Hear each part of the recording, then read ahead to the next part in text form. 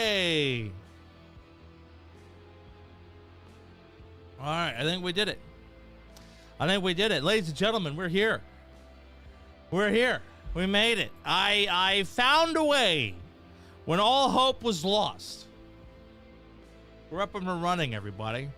What is going on? Oh, it's been a minute. How y'all doing? It's good to see you. It is really good to see you. I hope everybody here is doing fantastic.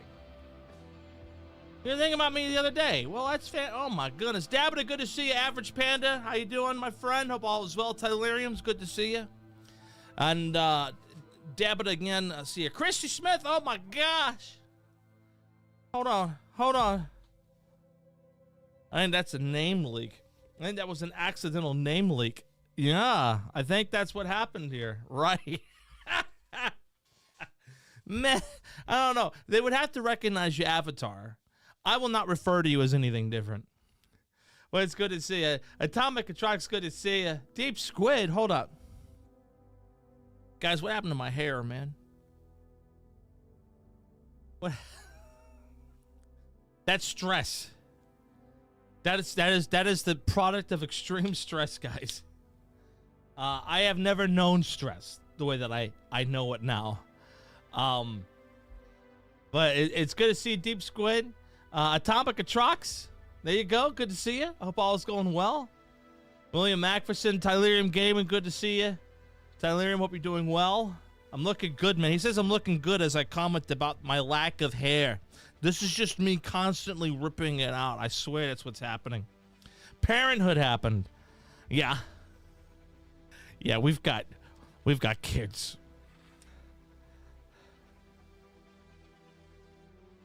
There's kiddos in the house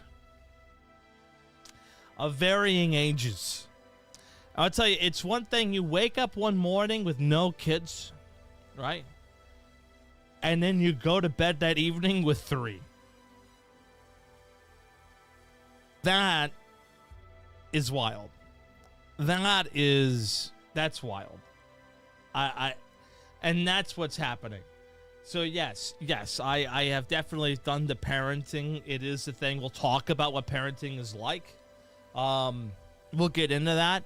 We'll also talk about some stuff that I wish I didn't have to talk about, because honestly, we're getting ready to go through a time of really big uncertainty. There's a young lady's life who's sort of hanging into balance here, and the only people who are going to help her is us. And we're going to talk a little bit about that. I can't talk too much more about it than what I already have because of confidentiality, privacy issues, things like that. We can't talk details as much as I'd love to. But one day, when hopefully she's adopted, we could talk about it. And she'll be here on camera and she could tell the story one day. One day, if she wants to tell the story, that's up to her. But maybe one day. So we're really excited. And I'm going to be live today. I'm going to be live tomorrow. I'm going to be live on Thursday. And I'm going to be live on Friday.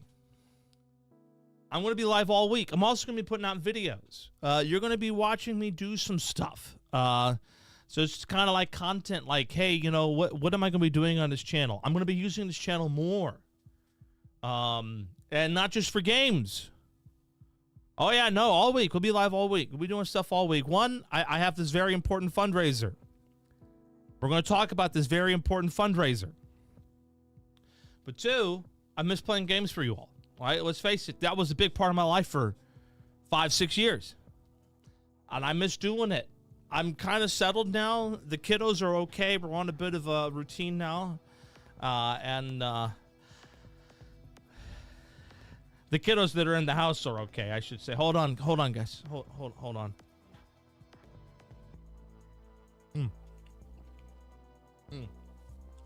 I'm sorry, it's just some surprise pizza. Surprise is pizza. It's good pizza. But we're gonna be doing all sorts of stuff here on this channel. We're gonna be doing Hey, anyone who can't donate, real quick, we'll talk about what's going on. Anyone who cannot donate, don't worry. Just share the word, and we'll talk about why. We'll talk about why. Okay, because we're talking more than just about the child that I'm looking after right now. We're going to talk more than just about her, because she's one of many. There are many children who are going through what she's going through. The difference between her and the other children is that she ran into us. She ran into Tanantha and me, and we said no more. Her cycle of pain ends. We're going to fix it. But I can't do that for every kid. I can't. I wish I could. I cannot do that for every kid, and we're going to talk about it.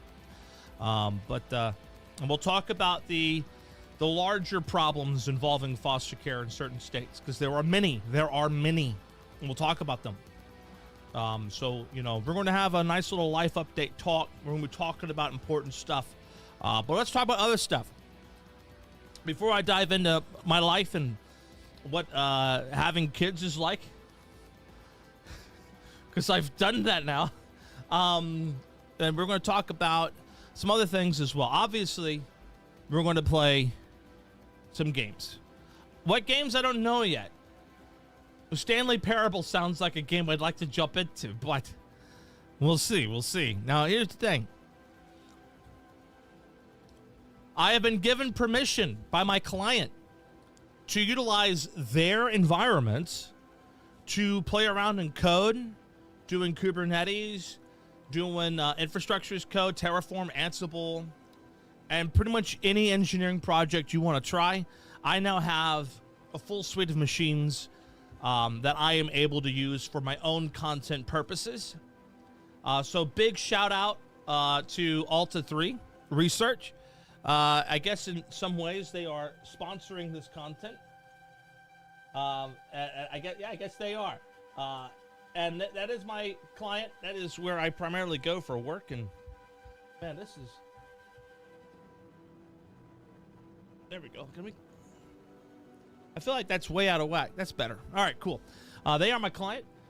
So we'll be showing off a little bit of stuff that they do. And in exchange, I'm going to tell you about them, but I get to use their hardware. So that's cool stuff. So I have a whole test bed of hardware I could use at my disposal. That's delicious.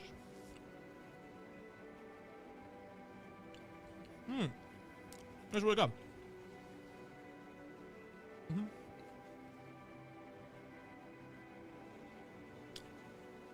And then we're going to play games, right? So we have plenty of stuff to do. We've been learning about tech. We've been learning about Kubernetes. All that fun stuff. What are we doing? You're welcome, Tylerium. I'm glad I could help you make a good decision today. Now,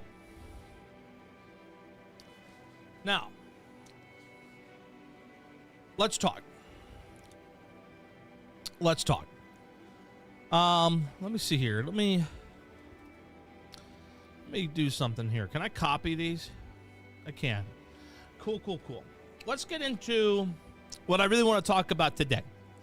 And this is a fundraiser that I organized.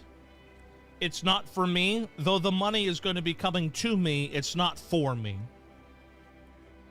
This is for a little girl who has a very special place in my heart, and I can't tell her story. I'm not allowed to, and I won't.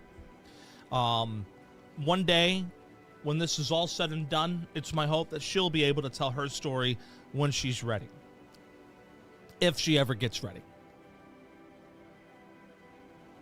But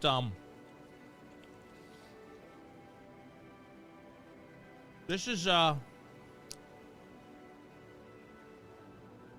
this girl is the closest thing I've ever had to a daughter, like a real daughter, like my own. And I can tell you her age. She's 11. And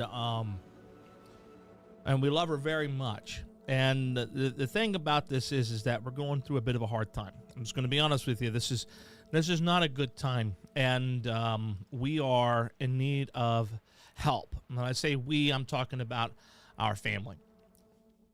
And so what I wanted to share with you all is just a brief talk about some of our experiences without getting into details or violating any rights. We're not here to entertain out of this. I'm here to raise funds to help protect this young lady in her life, in her livelihood, to give her rights that are being violated currently. And I'm shocked that we have to do this sort of thing to protect a child's basic liberties and freedoms, because right now those have been stripped away from her due to no fault of her own. And it's a tough thing for me to talk about, because when we thought about going into this, you don't really think that the people you're going to have to deal with are the government, that they're going to get in your way and somehow cause a problem. And I want to make it very clear that we're not talking about the state government is all bad. No, it's not. We're talking about one or two individuals who have unfortunately made some tough choices and have put us in some bad positions. And they have their reasonings. Well, whether or not they're well-placed, I don't know. But what I do know is that my daughter is hurting. And I love her very much. And she doesn't have me or Tanantha right now. She doesn't have us. She doesn't have her dog, Jasper. She doesn't have her room or her bed or any of the things that she owns. All of her belongings are still at my house.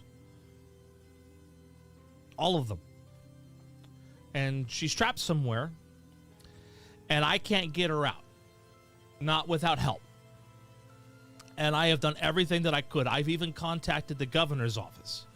Like, I'm not kidding. I have done everything that I can besides going to court. And we're out of options. And so this is where we're at.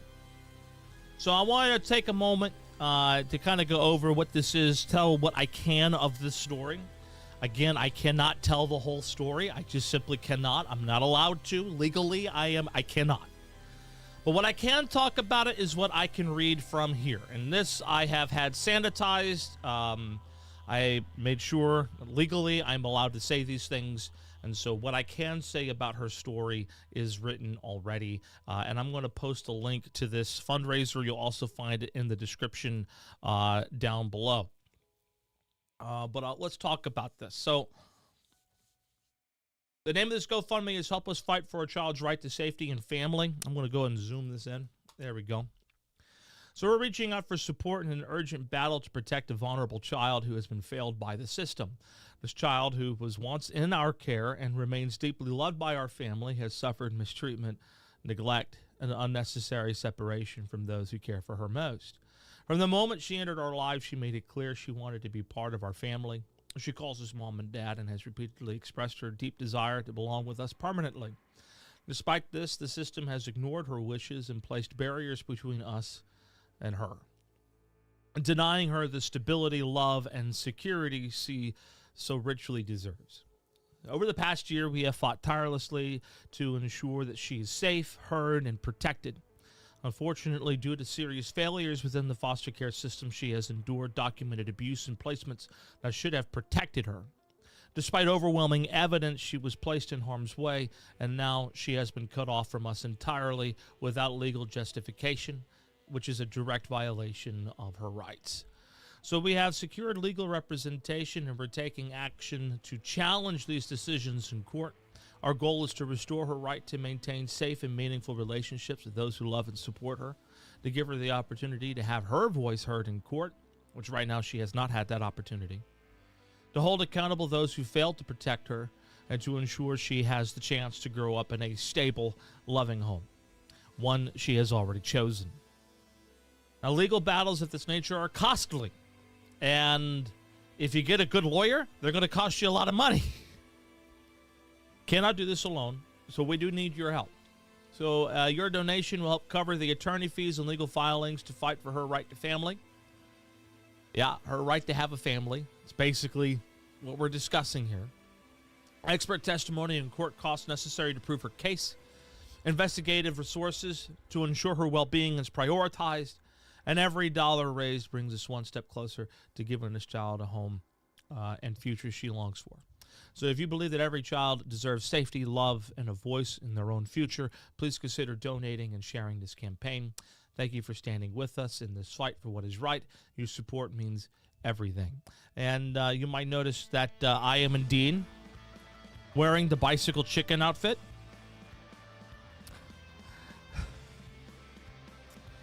When she discovered that I had this, she was thrilled, and we had a onesie night. And that's what this picture is about. So, in any particular case, that is what this fundraiser is. Oh, we have regular onesie nights. We do.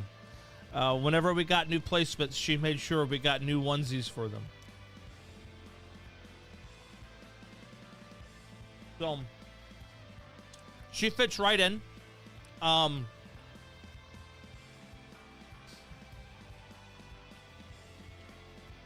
we miss her very much.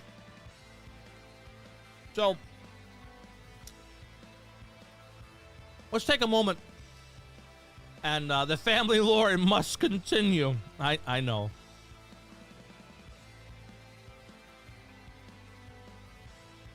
For Father's Day, she gave me a stuffed chicken. You will be very happy to know that, Shine.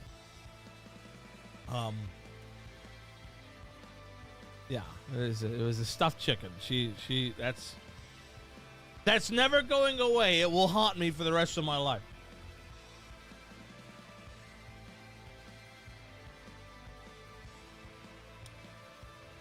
Now,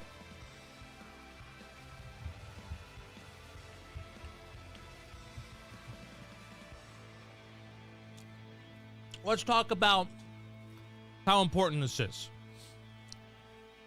Because the thing is that this is not just about one girl. It's not. This is about every child who's currently in the system. And there are a lot of children. In the state of West Virginia, and let me pull this up so you guys can see what I'm talking about. West Virginia has a tool, and here, foster care dashboard. We have a whole dashboard in this state. It's literally called the West Virginia Child Welfare Dashboard. I want to show you what's happening here.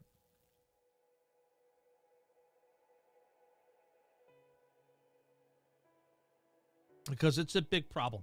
And this is just for the state of West Virginia, which is the state that I live. And the dashboard looks a little bit like this. And what you see here is that in this state, there are over 6,000 children who are in state custody. And that's a lot of kids.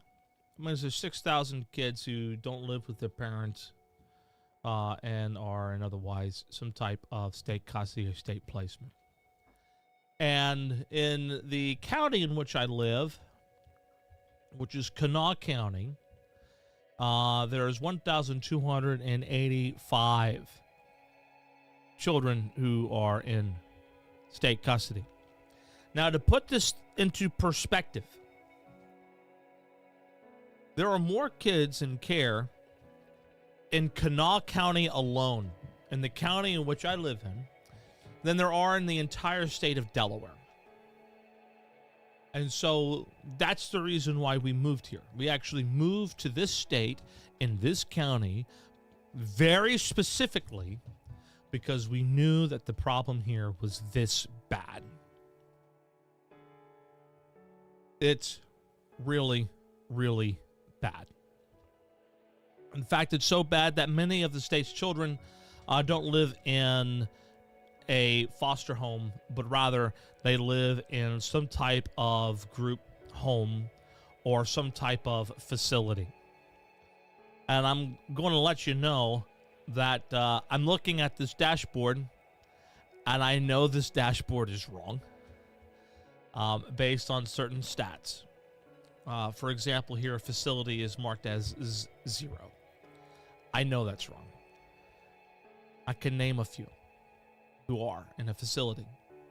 And so, unfortunately, though West Virginia does have these types of stats and statistics made available, they are not necessarily up to date and not always the best. Now, the reason why the foster care crisis is so bad in West Virginia is, well, because of a couple things. There's a lot of different factors. One, the opioid epidemic hit really hard here. So we have a lot of folk who got strung up on opioids, and then that led to harder drugs. And a lot of the children that are in custody is probably because the parents were on drugs, dealing drugs, or had something to do with drugs. I could tell you that that was the case for every single child who has come through my home. All of them. The parents were drug adjacent, one way or another. Every single one of them. The next thing is that we're dealing with extreme poverty. And I could tell you that every single one of the children who've come through my home, 7 so far, inadequate housing was one of the problems. And when I would say inadequate housing, I don't mean like the house wasn't big enough. I mean like, without getting into specifics, living in homes without insulation, uninsulated dwellings. I think without getting too specific. So you're talking about children who are living in incredibly deplorable situations with, you're talking about like everything from insect to rodent problems and other issues, and without getting into specifics. Again, trying to stay away from anything that's happening with my children directly. It's delicious. Anyways, and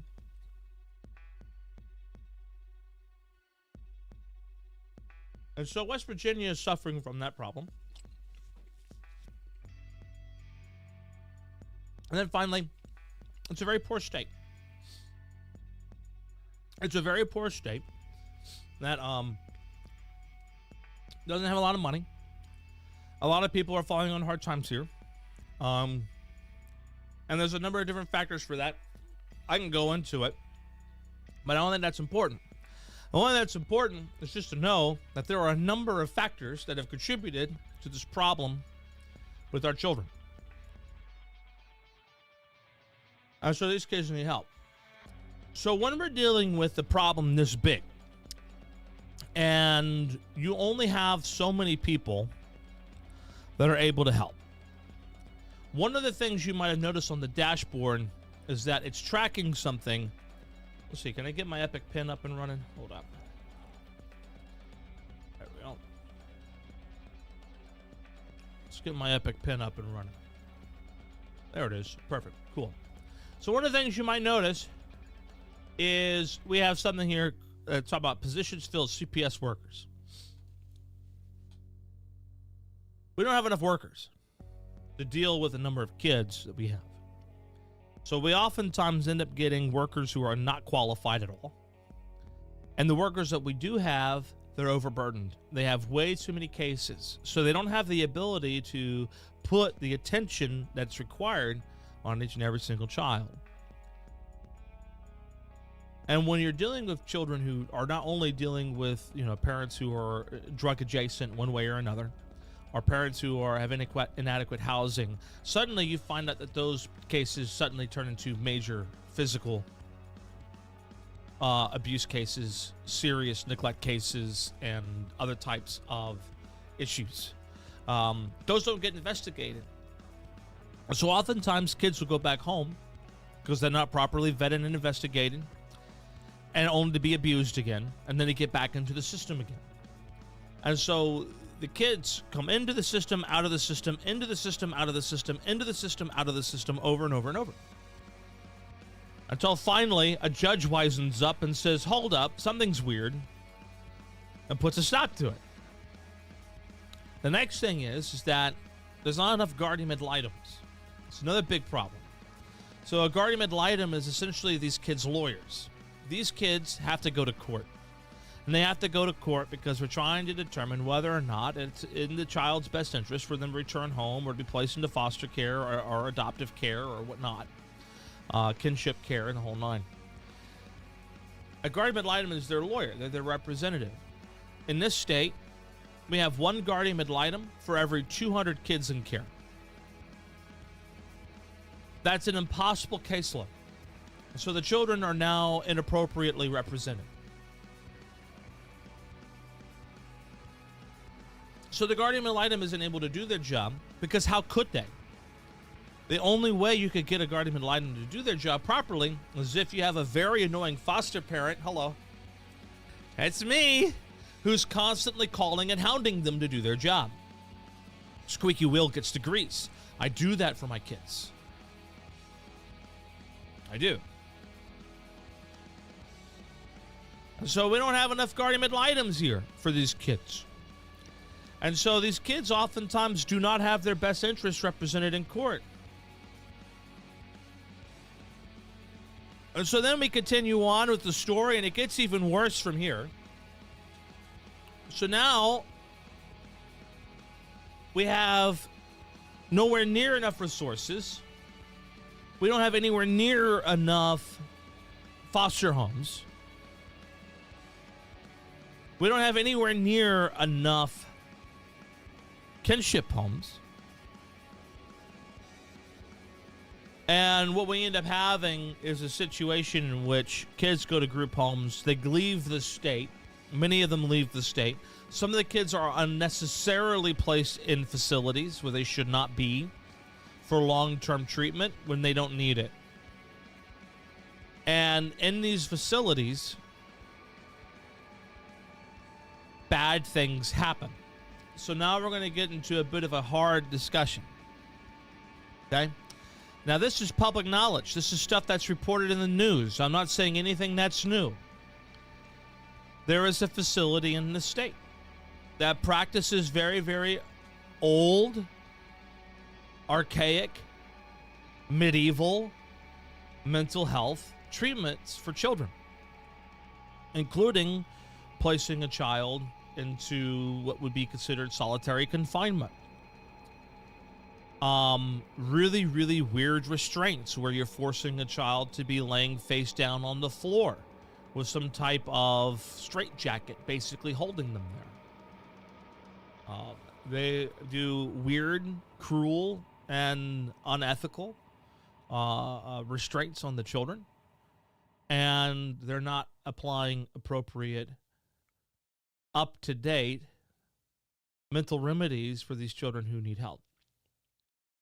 Now, have you ever seen the movie Sucker Punch? Pretty much everything short of the lobotomy.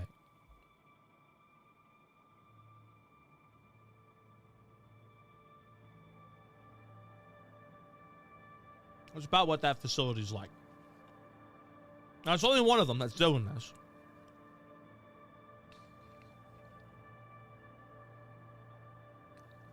The others are okay. So, in short, what happens is that these kids that go in those facilities, they're suffering from trauma. Every single child who goes into the system is suffering from trauma of some kind. Whether it's from just systemic neglect, whether it's through something like physical trauma, getting beaten in some way.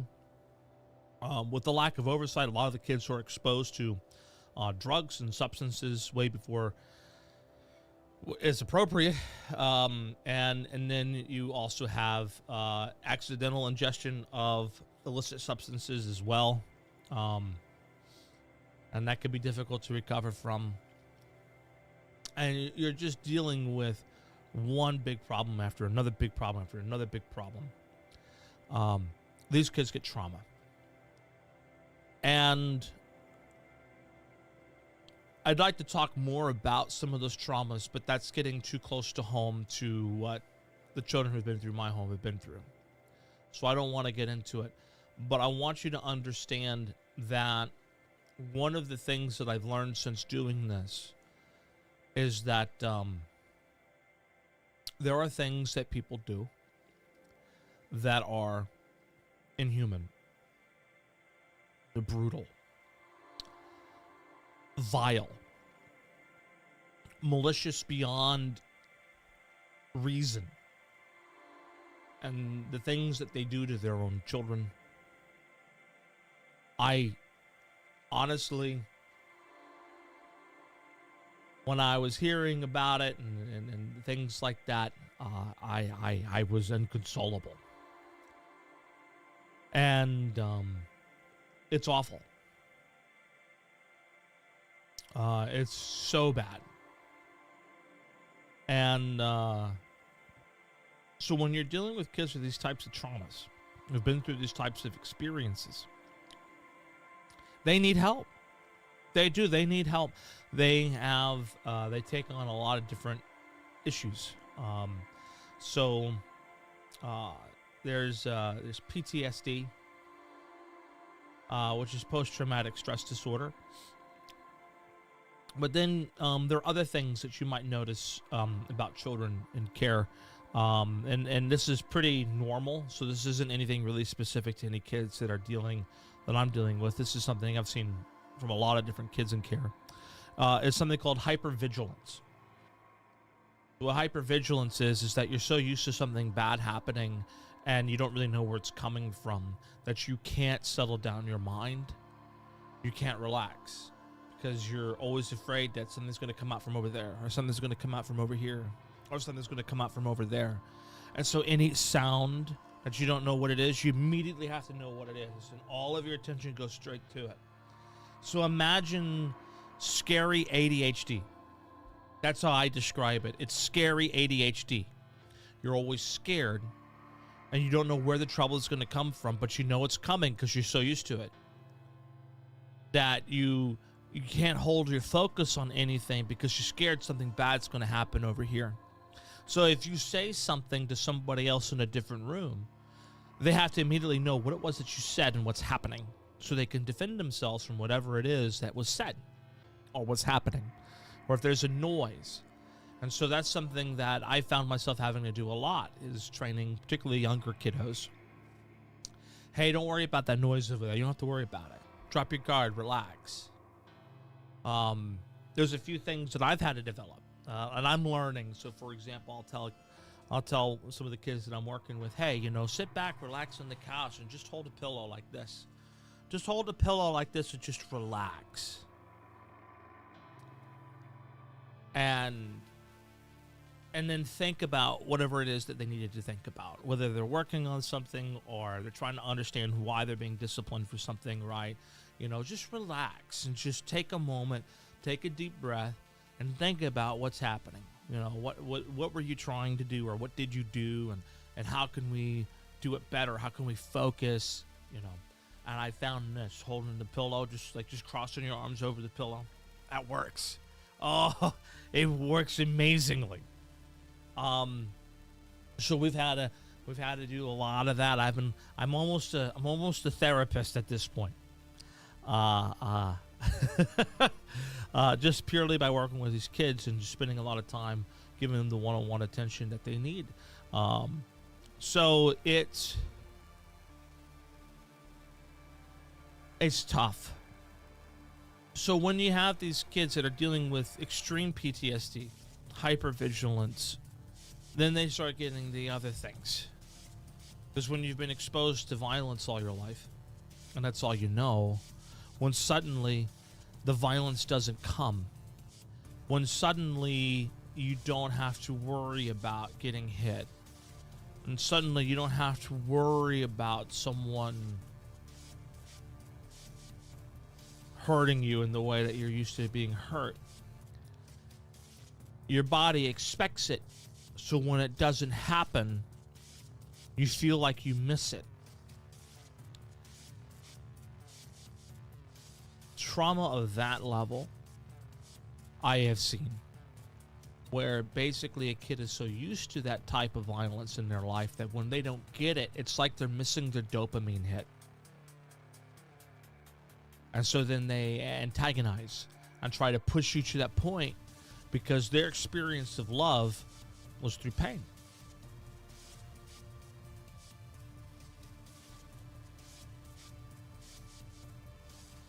Now, obviously, I am not going to beat or hurt a child in any way.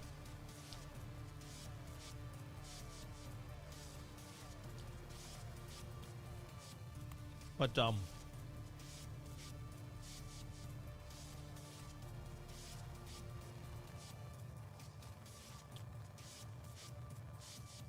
will challenge you and try to get you to do it. And to the point of straight up fighting you. Now, they can't control themselves when they're like that. Something, by the way, that I think a lot of people don't understand is that when you're having a stress response or a PTSD-inspired response, the brain flies into a fight or flight mode. Well, when you're a child in a home, the doors are locked. We're not going to let you just run out of the house. You can't run, so you can't flight. So then there's only one thing left for you to do, which is fight. So then these kids suddenly punch somebody. Now, I was watching Lilo and Stitch. I don't know if you guys have seen Lilo and Stitch. It's a good movie. I was watching Lilo and Stitch the other day with the kiddos, and I noticed that Lilo, a girl, was exhibiting a lot of these symptoms. And whoever wrote the story and the narrative about Lilo, the beginning of the movie is phenomenal. It's near spot on. She had an unreasonable concern that she was hyper fixated on, and that caused her to miss out on things, to be late, to be distracted, which then caused a problem. And one of her peers said something to her, and she couldn't help it. She just went up and punched her. And then everybody looks at her weird and different, and she's immediately apologetic, like, I didn't mean to do it, and the realization of what happened comes over her, and she's like, oh my gosh, and now she's ostracized from those other kids. That's basically the introduction of Lilo and Stitch. When you introduce Lilo, that character, that's very real. I was actually really impressed by how that was portrayed, because that was in my experience what I've noticed with kids I've had the pleasure of working with. Is they just hit that fight or flight and they can't stop it. They can't control it. And when it happens, they immediately regret it. And so the mannerisms that Lilo portrays are very true to form from something that you would expect to see in a child in care, with a child in care. Yeah. Just really good stuff. So that's the kind of thing that you're dealing with. But now, Lilo, even though she had a hard time fitting in with society, she was able to function in that society very well. So that's typical of what you'd see in a lot of foster youth.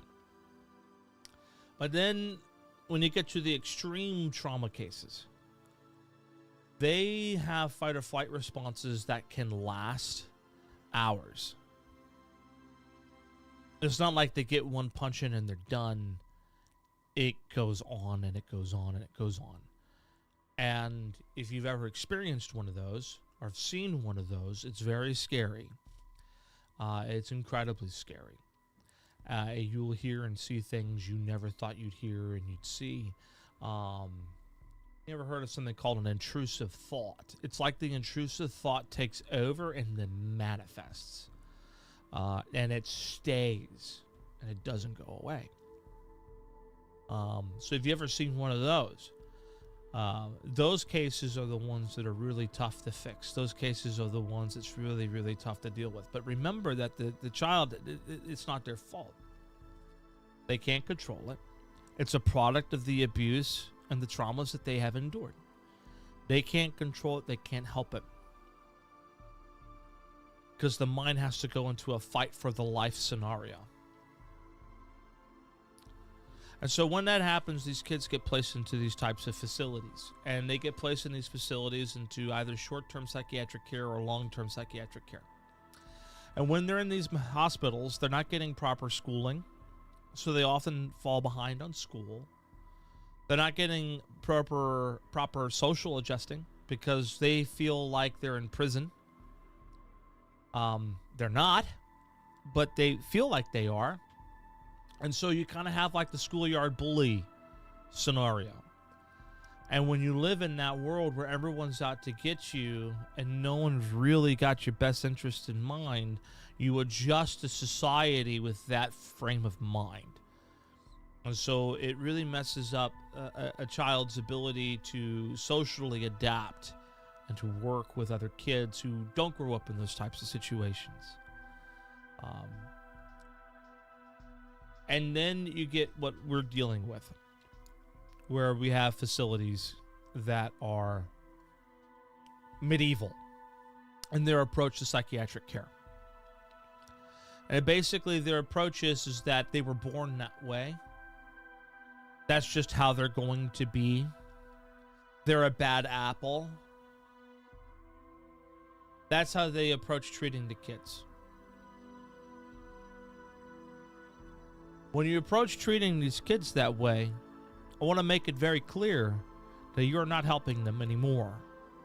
Now what you're doing is you're further traumatizing them. Because the way in which they were raised through trauma and abuse, awful circumstances, these things created a situation in which the PTSD set in, and in which the hypervigilance set in, and then all this other stuff set in, right? And then you're going to blame the child for something that they did not do. They're victims. They're victims of their circumstances. You don't get to pick the cards you're dealt in life. You don't get to pick who you're born to. You don't get to pick your socioeconomic status. You don't get to pick whether or not you have loving parents. You don't get to pick these things. You don't have a choice. So when they arrive at this type of facility, they're treated that way. Oh, you're just a bad apple. You're never going to change. It's how you are. You're just going to grow up and you're going to be this awful person, or this or that. And they treat the kids that way. And so when you're treated that way, what you find is that then the kids begin to believe what they're told. The number of times I've had a child tell me, I'm a bad whatever, boy or girl, because my mommy told me I was, or because some doctor told me I was. The other times I've been told, oh, I'm a monster, has been way too frequently. Not all of my kids, but the majority of them have told me that. And when you tell a child that, they self-actualize what you told them. Basically, that what you give them, what you tell them they are, that is what they are to become. And so we have to remind them, and we do something, we call it affirmations. We give them affirmations every night. And they sound like this. We tell the kiddos, you are safe, you are loved, you are strong, and you are brave. You are kind, and you are smart. You're a very special boy or girl, and we love you, and we're glad to have met you. And that's what we tell them every night when they go to bed. And we have to repeat it every night because we have to undo the programming that they have been fed all their life, that they're bad, that there's something wrong with them, there's something that's bad about the kid. Every single case that we've had to fix bad programming.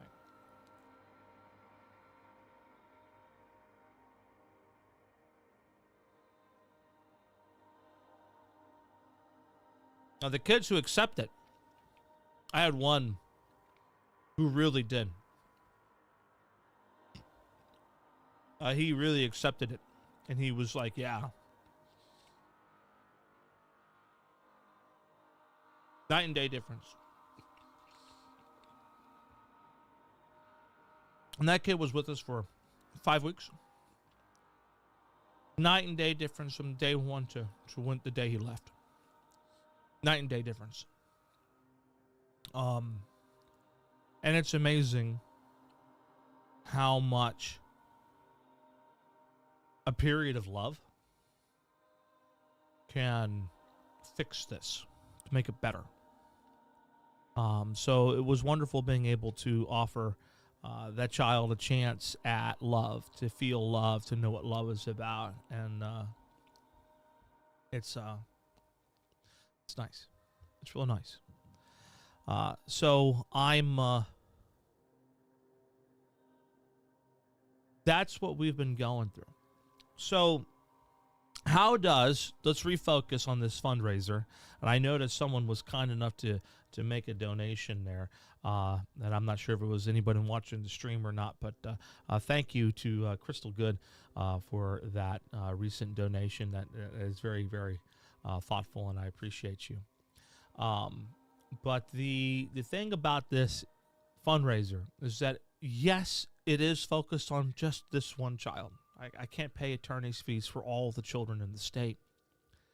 But what it's giving me the opportunity to do is, in a very limited capacity, legally, but limited capacity, talk about some of the problems that are happening in West Virginia to these children. Because, yeah, I get to fight for one of these kids.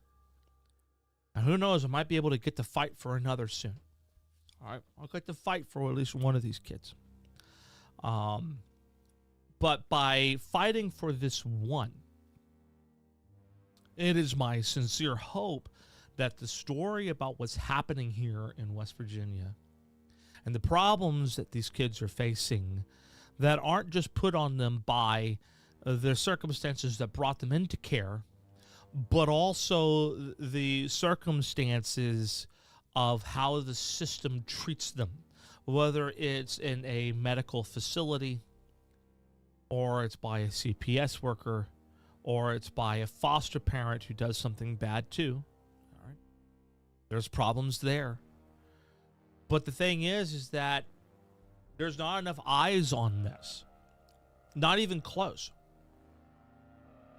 I'm not sure how often you guys turn on the TV and hear something about foster adoptive kinship care. How often do you see an advertisement talking about supporting kids who are in the system? One thing that struck me as odd, I would even say incredibly wrong, was when I went to the state capitol and had an opportunity to talk to some folk. Now, these folk were part of a Christian organization, and what they wanted to do is they wanted to more or less lobby for,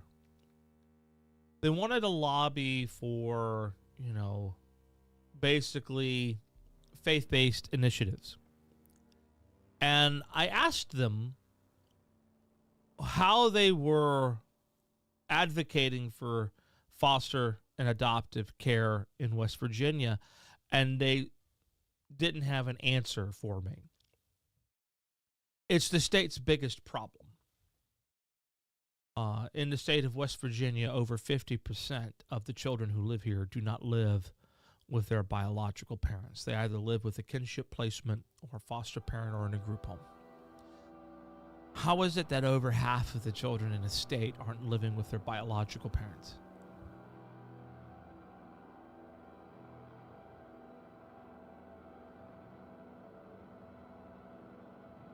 If you figure you got a problem where over half the children are affected in a state, and that's how big the problem is, you would hear about it all the time. I mean, how many times have we all heard "in the arms of an angel"? Thanks, Sarah McLaughlin. Look, animals, right? That's a big deal. I think animal cruelty is a big deal. What we have actually discovered is that if you want to get a kid out of an abusive situation, where physical abuse, severe physical abuse is occurring and happening, you need to point out the animal cruelty that's happening in the household as well. Typically there is. So if you want results and you want to rescue a child from a very bad physical abuse situation, physical abuse case, you need to point out the fact that they're also abusing the animals in the house. People are more likely to respond to that than the fact that the children are being hurt. I've actually used that to help a certain group of kids. So one of the things I always tell people is that if you have a child who, it seems that their home is unsafe and they tell you stuff, don't forget to tell the stories about the animal cruelty in the house as well, because that will typically get the courts to act faster. That's just how it is. And so that's the thing about this particular fundraiser. This fundraiser is giving us an opportunity not only to help this one girl, and I made sure that I wrote it as clearly as I could. If you believe that every child deserves safety, love, and a voice of their own in their own future, please consider donating and sharing this campaign. You don't have to donate. Sharing is good enough for me. Let's say, for example, that we're done raising money here at 1,030. Don't worry, we're funding that attorney. It's going to happen. Okay? Now, don't trust me. We do need the help. Because that's a lot of money that's not going towards things like taking the kids on vacations. That's a lot of money that's not going towards things like getting the house in a space where we have a big trampoline out in the back, or the computer lab we want to build, or that's where that money's coming from. So trust me, that money is needed. We do need it. But if for whatever reason this doesn't get funded, we're gonna go to bat for this girl one way or another. But the point is that we have an opportunity to share the story, to let people know there's a problem, to tell people how bad the problem is, and to hopefully get more eyeballs on what's happening, not only in West Virginia, but also in places around the world, not around the country, around the state, around the world. Because there's kids who are suffering like this, not only here, but in a lot of different places as well. So, our child's story is the one that we're talking about now. I do want to let you know it's the worst out of all of them that I've heard. Hers is definitely the worst, considering the prognosis I hear from a lot of different people. It's the worst. It's a very bad situation. There are things happening in this child's care that's perplexing. And so when we're dealing with this case in particular, I want to make sure it's known. I have never known a child's need so greater than hers, in terms of how her case has been mishandled, how she has been willfully put into harm's way, how she has been removed from anyone who cares about her. And it is against the law what's happening. There are laws that are supposed to protect her, and they're not. And it's wrong. And I didn't think that I'd have to fight for this sort of thing. But here I am. I'm fighting for it. And it makes me sad that that fight needs to happen, but happy that I could be the one to fight that fight, because what I've since discovered, and I hate being told this, because I get told this all the time, and I hate it. They're trying to compliment me, and that's fine, but I don't like the compliment. But the compliment that I get is all the time, "Wow, you're the best foster parent we've ever seen." No one has ever asked us this question before. Oh, normally when this sort of thing happens, the foster parents leave the picture. I had one comment in a different case where I went to go pick up a child from a hospital, and I was told we had 4 others come in from foster care. You're the first one to come and actually pick up the child. This year, and that was early in January. So out of the 4, I was the only one who went to go pick up the kids. I've had people shocked and surprised that after certain incidents occur, I'm still around. And Tanant and I are still advocating for the child. I've had workers come to the house and we tell them a story about something that happened and they said, "Oh no, I'm so sorry. We'll get the disruption paperwork ready for you." Now, a disruption is when you want to end the child's time with you. Basically, you're saying we want them out of the house. We've never disrupted a placement. But every single kid who's come through our home, every single one of them, the worker or somebody alluded to, "Are you going to disrupt?" Like, no, we wouldn't even consider it. That's wild. No, why would we? That's not. There's one case that's certainly, actually a couple now. There's a few cases that have happened in our home. I could see why they would ask that question, but we could ask that question for very petty stuff too. So we're dealing with a big problem. And I obviously can't be foster dad for all these kids. I can't. It's impossible. Can't do it. But by telling this one story and getting people to put eyeballs on this, to get people to start asking questions, to get people to start talking about it, to get people to realize this is a problem, to get people to realize that we need to put some money on this and we need to help these kiddos, to actually put someone on the beat, which the attorney that we've hired is that guy on the beat. Put someone on the watch to say, hey, this is important. We need to be fighting for these kids. Putting an attorney on the beat like this is necessary. I'm not a lawyer, but I got half a mind to start a law firm and hire attorneys to work these specific cases and issues.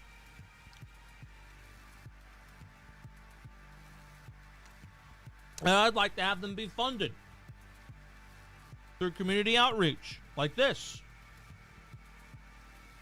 And so I don't want to promise the moon, and you're not going to see it written on the GoFundMe. But if we're successful with this one case, then perhaps we can set up a legal defense fund for the other kids. And we can get a team of lawyers who become experts in fighting for these cases. And someone can hold the powers that be accountable for the decisions that they make. So this cannot happen again. And when it does happen, it'll be handled promptly and quickly and salvage that child's life. So that's what this GoFundMe is about. That's all I really have to say about it. I'm going to share it again in the chat. And it's also in the description down below. And I'm sharing this because, again, this is something that's very important to me. And we're going to be streaming all week long to kind of raise awareness of this. And we're going to be talking about this for the remainder of the week. I'm going to be creating some videos as well. You're going to see me talk about things like Kubernetes, and we'll do some games and things like that. It won't be all dreary, I promise. We'll talk about good stuff too. But in any particular case, if you cannot contribute, that's okay. You don't have to. The important thing is sharing it. Share it. Tell other people. Tell other people about it. Now, in the Discord, if you go to the general discussion in the Discord, you'll notice that I posted a poster. There's a poster, and that poster looks a little bit like this page, which you're seeing now. And that poster is essentially a way for you to take a QR code and you could scan it. Man, it'd be awesome if everybody just printed out some of those and hung them up in different places. They put eyes on this.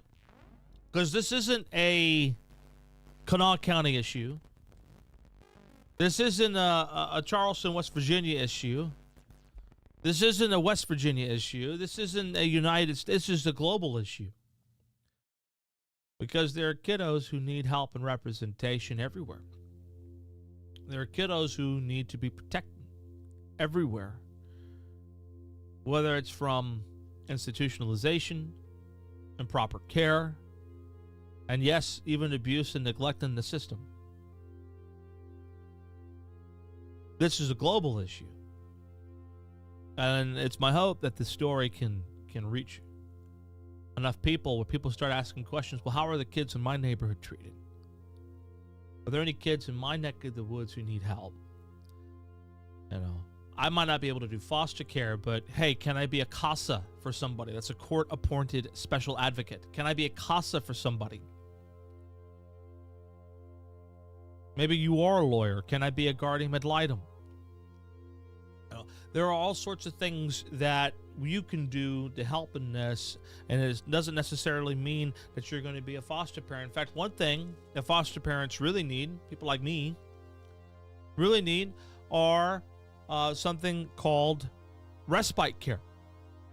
In order for me to, say, for example, leave out of the house and have my child supervised for more than 4 hours, I have to have something that's called respite care, in which there is another certified foster care worker who could provide respite care. You have to be certified to do that. You go through the same training that I go through, and the same checks and balances that I go through. So in order for me to get away from the kiddos for more than 4 hours, I have to get respite care. And we don't have that. There's not enough respite caregivers in the state or the agency to provide respite care for my kiddos. We can't do that. That's not an option. So for my wife and I, for example, for us to go away on a vacation or do something with just her and me, we can't. We just can't do it. Oh. So we do it between placements. That's when we at the rush of vacation plan between placements. But that's something else you could do is respite care. Plenty of clothing closets out there for you to, if you want to donate clothes, you want to donate food, or you want to write a check somewhere. There's plenty of places in your community that can help out. So I wanted to just quickly talk about this issue and what's happening, and there you go. All right, any questions about anything I talked about? I am a teacher. I usually have to ask, are there any questions about anything that I talked a lot. Hold on, I got a pepperoni pizza too.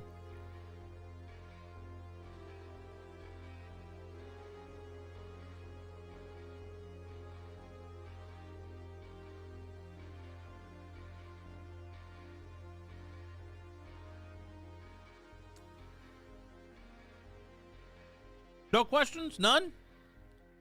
Are y'all sure?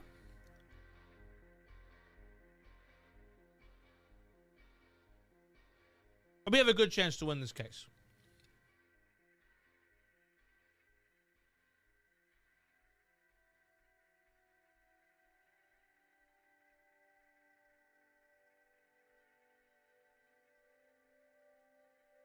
The lawyer that we hired is of the caliber that he would not take this case unless he was certain he would win. All right? So, this is the attorney that we're working with is what I would consider a high-powered attorney. This is somebody who doesn't take a case unless they know for a fact they can win. They're twice as expensive as the other lawyers. We've had a considerable conversation prior to an actual consult.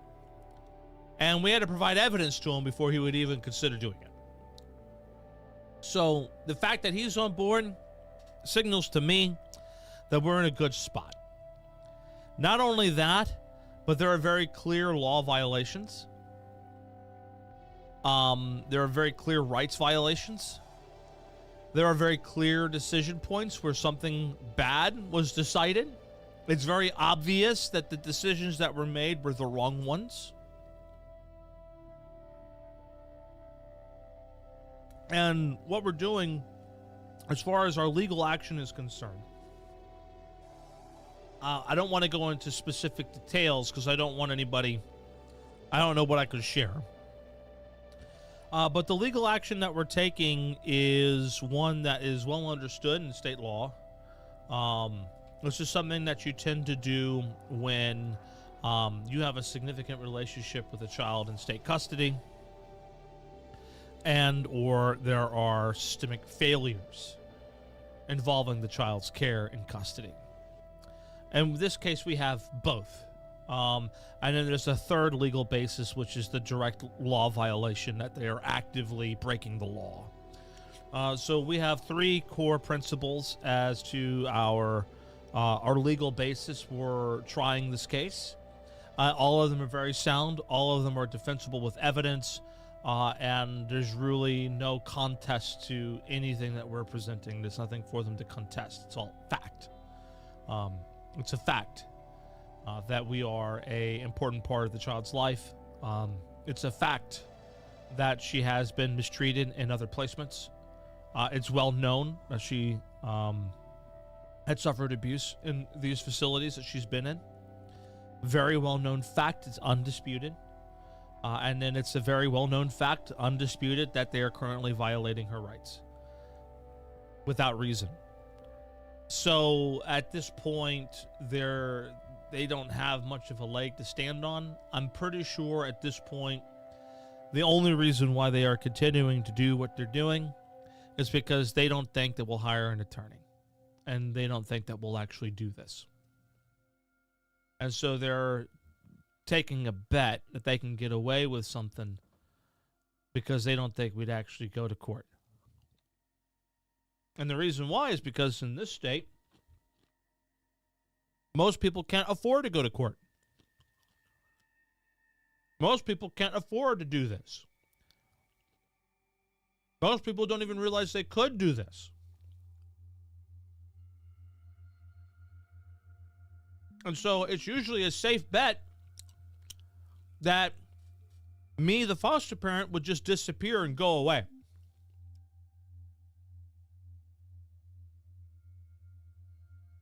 So that's what they're betting on. They're betting on that I would just go away. So if we don't go away, we win.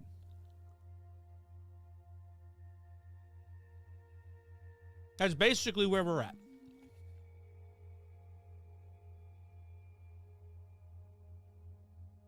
Any other questions?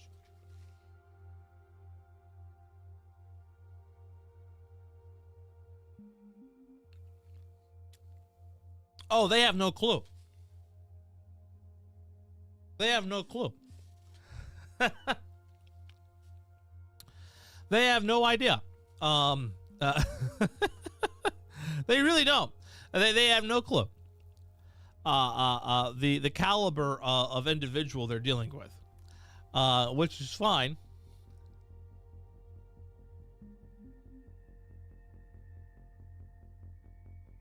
All right, cool. All right, chat, don't die on me here. We were having a big discussion earlier.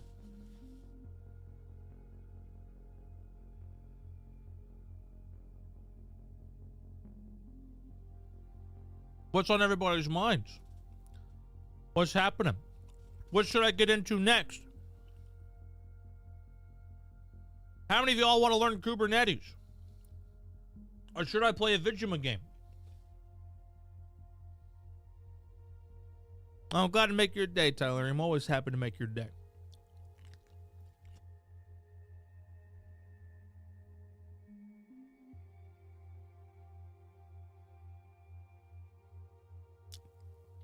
Always happy to make your day.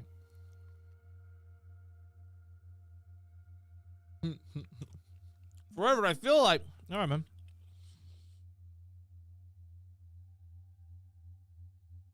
Not really, Dabita. Oh, hold on.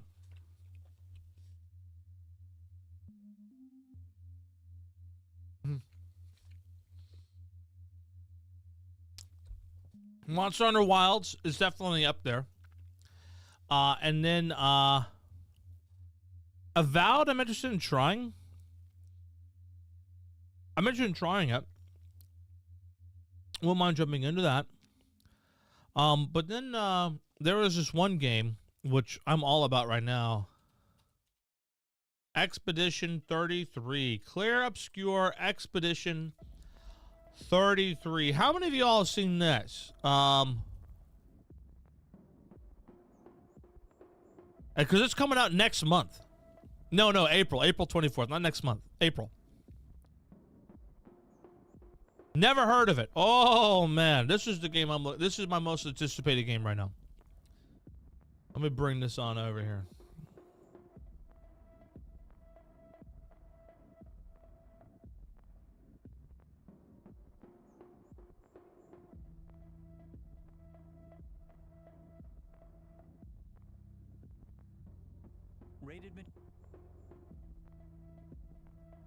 Let's do this.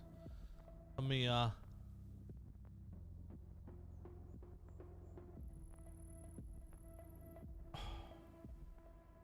do I lose certain things? There it is. All right, cool. Yeah, we're good. Mature. I've been having nightmares. Being out here isn't what I expected.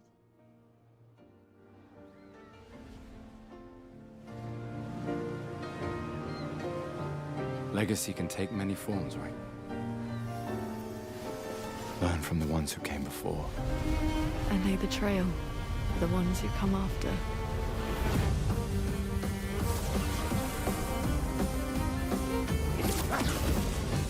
Wait, I hear something.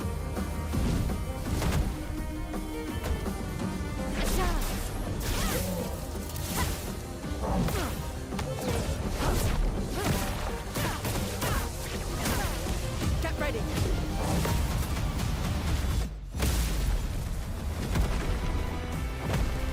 Is that a Chestrel? I still can't believe they exist. To what do we owe the pleasure of your company? I just need one foot. Aha! You can turn into a Levron. I haven't actually seen this trailer before. This looks like a gameplay trailer. Mes amis. We need to cross the sea. Bulger said you could help. All right. Ready to sail like a snail. Sail like a snail, y'all. This is a much better way to travel.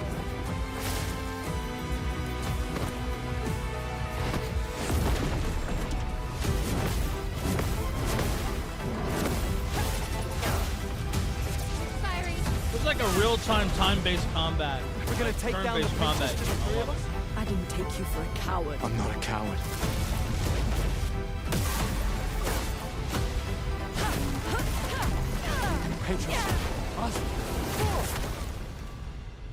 As long as even one of us stands, our fight is not over. Yo, the music. Oh, man.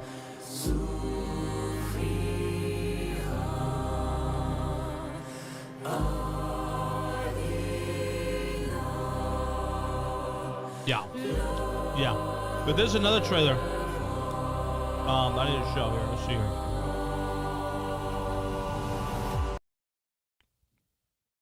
So that's from 3 weeks ago. There was a trailer that came out. Ooh, I think it was the cast reveal trailer that I'm thinking about. This is the trailer that I'm thinking about. This trailer, oh, man. You know what it means to disappear into nothingness. Their memories, their dreams, their love for each other. We exist for as long as she wants. You won't yet understand. But this is a kindness, not a cruelty. The plan doesn't change. We keep heading north, Are we aiming for the monolith? I am not letting my El die out God, here. this music. I've been having nightmares. And like these creatures. I love the way the gameplay looks. It's so good. This looks like the full package. It's just dope RPG. Felt familiar somehow. Oh my gosh.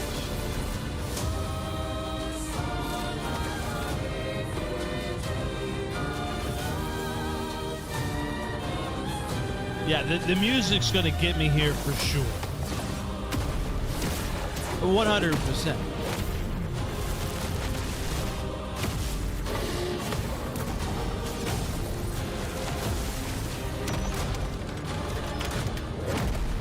May everything be decided before their very eyes.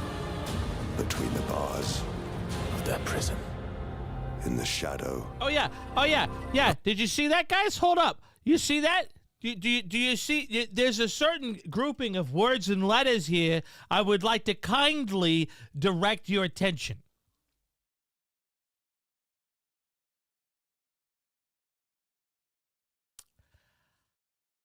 Dude. Okay? Now, Dabba immediately says Gollum. Clearly, you have not been watching good television lately, sir.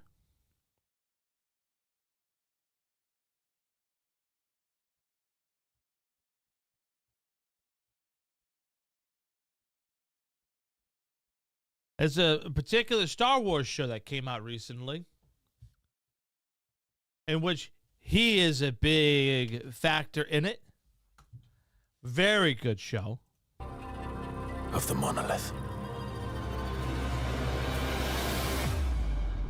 Oh, yeah, then Ben Starr. Ben Starr's in this. Y'all know who Ben Starr is, right?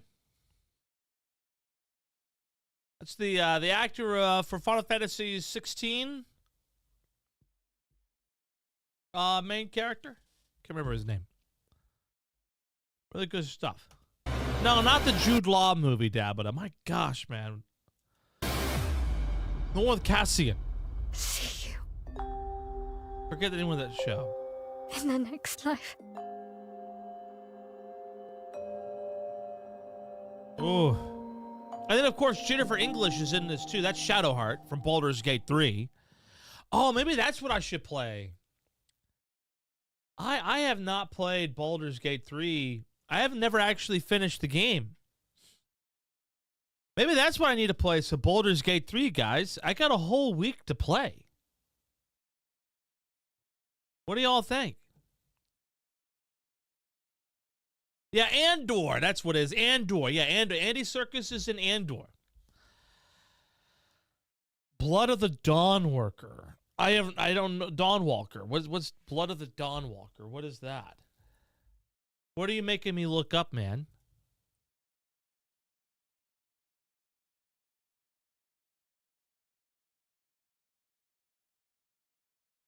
Let's see here. Oh, do I want to see this?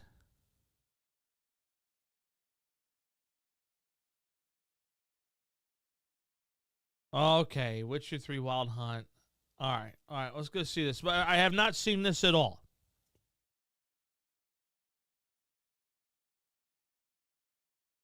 Bear in mind, I did not like The Witcher 3. I didn't like it at all. I thought it was actually kind of bad. I'm sorry. I thought Witcher 3 was bad, okay? I did not like it. It was, yo, Tylerium, dude, you can't even progress beyond level 20 in an MMO. And you tell me you finished Witcher 3? You played through Witcher 3? Really? You had the patience for Witcher 3? Yes, I did. All right. I'll get off your case, Tylerium. Let's do this. Let's do this. No, I'm good, man. I'm sorry. I couldn't last more than 2 hours of that game.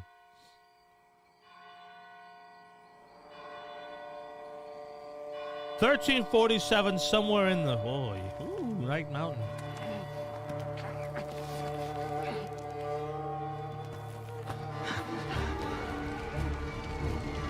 It must be here somewhere.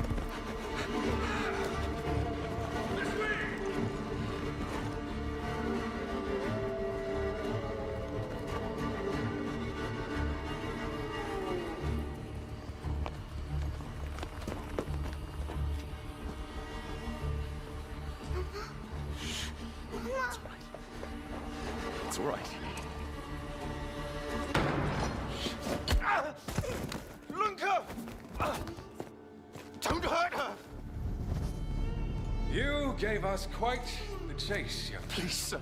She's just a child. Ah, Roderick, remind me. Did I make an exception for children? No, sire. No. That would have been foolish, would it not? They spread the plague just as well as adults. And there's only one way to stamp out this sick... Oh, no. No! Yo, guys, we just got done talking about... Yeah, but it's like, where were you the last hour of our conversation here, bud? You understand, we were just talking about systemic issues in the way governments treat children, right? And they're like, hey, man, go watch this trailer. It's just totally going to remind you of all of that. Don't you want to play this game, dude? It's called The Blood of the Dawnwalker. Man, it's right up your alley, B-dubs.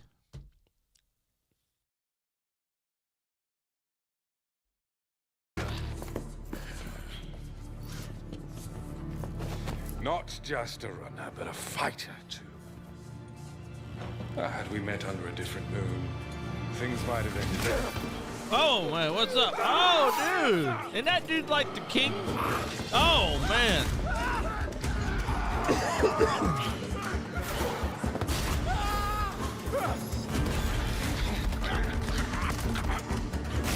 Yo, was that a hunt?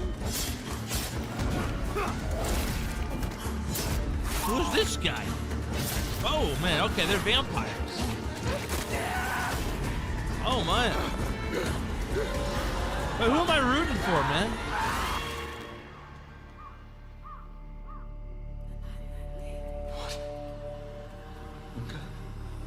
Lunka. Oh, gosh. Yeah, it's... Oh, boy.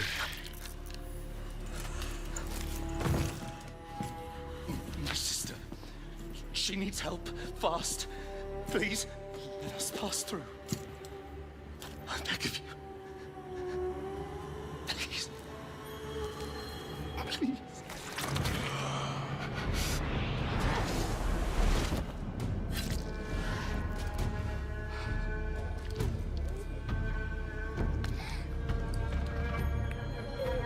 She's fine? Really? Really, Dabita? I don't know. How? I am life. I am death. I am everything in between. I have been watching your little valley. Pestilence, famine, killing.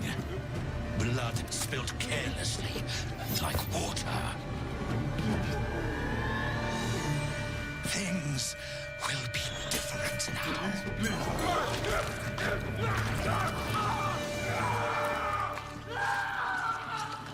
For all of you.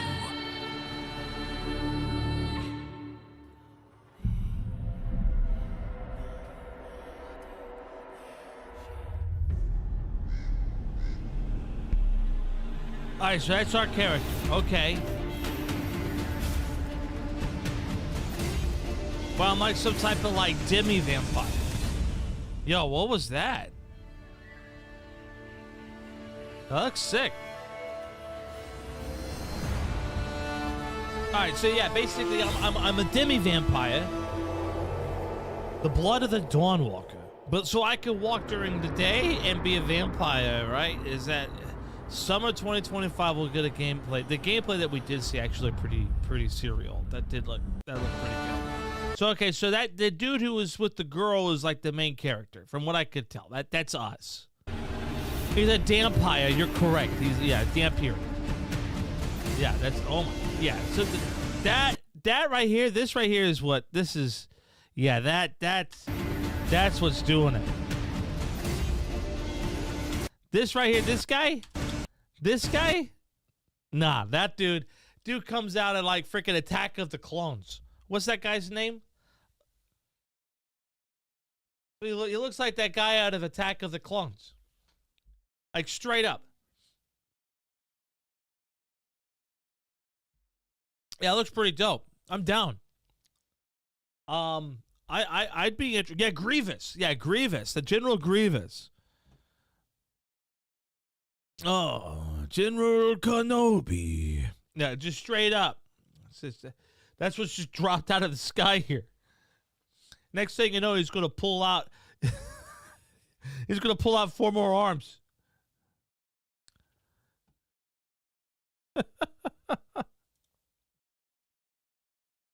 There you go. All right, what other games should I be looking at, guys? What else should I be looking at? Like, look, I don't have time to pay attention to games anymore. I don't know if you noticed, but I'm missing half my hair. All right? I swear the kiddos, they just rip it straight out of my scalp. What else should I be looking into? Ninja Gaiden 4? I mean, like, yo, who was around when the original Ninja Gaiden was like a thing? I was. All right, let's go see it. Let's go see it. Put it on. Yeah, I was around during the original Ninja Gaiden days, which, by the way, was impossible to beat without cheat codes. And don't speak up now, Tyler, and be like, I beat it. No, man. Look, the real measure of your gaming metal back in the day was the original Teenage Mutant Ninja Turtles video game, man. That's what separated the men from the boys. Several years ago, the Dark Dragon, youngest of the divine dragon gods, the Dark wreaked Dragon, havoc across the world. The plot was ultimately thwarted through the efforts of a sole ninja. However, the Dark Dragon's husk remained, and from this husk fell an endless downpour of cursed rain. The abandoned Tokyo continues its struggle against chaos to this day. Infiltrated the facility. Commencing mission. I don't know about this. Stylistically, it doesn't feel right. From a direction standpoint, this doesn't feel like a Ninja Gaiden game to me. No escape. And I'm not saying it's got to be a side scroller either, by the way. That's not what I'm talking about.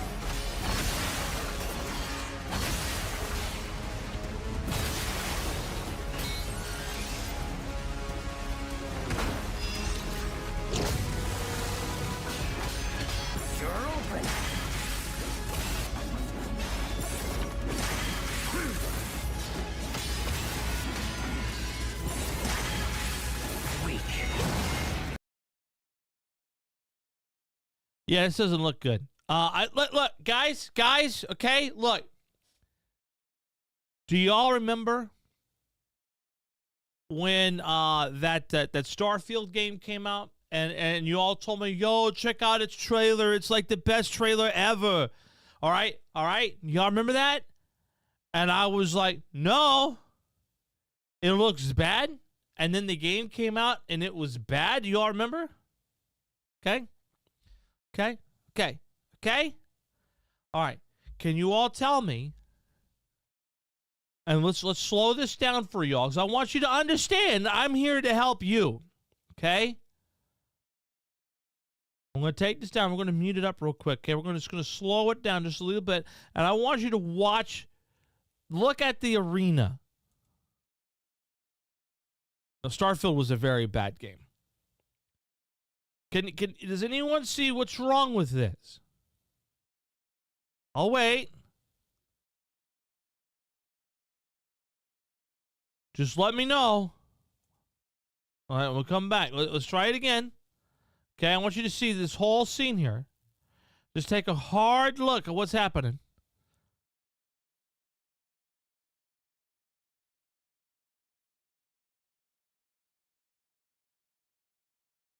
Okay? And no one else is seeing this.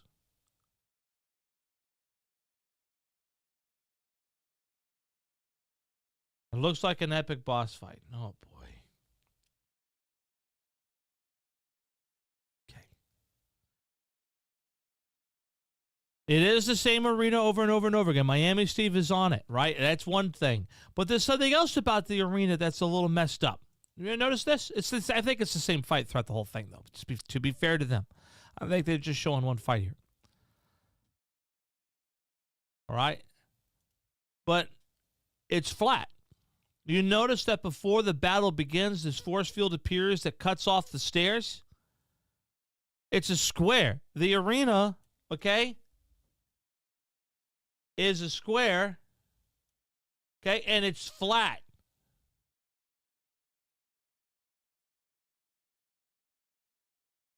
Do you know that when you have an action game, right, and your terrain is flat throughout the entire game, okay, and we'll just go take a look at all the other gameplay, okay, just real quick. Just pay attention, okay? There is a reason why all of the set pieces are flat. Okay? There is a reason why. Okay, this is not a combat sequence. That doesn't count. Why are the combat arenas flat? There is a technical reason for it.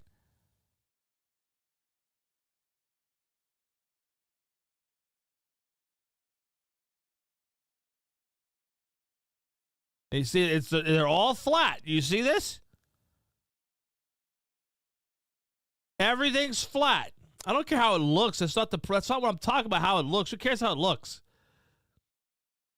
Everything's flat. Here's the reason why. Hit detection is awful. So if there's any verticality in the space where you got to jump up on top of things or there's a gradient in the land, right?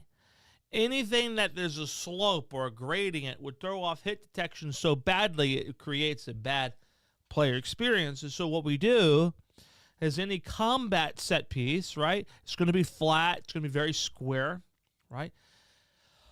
We're going to use a lot of rectangles. We're going to use a lot of squares, right? But then in anything else, right?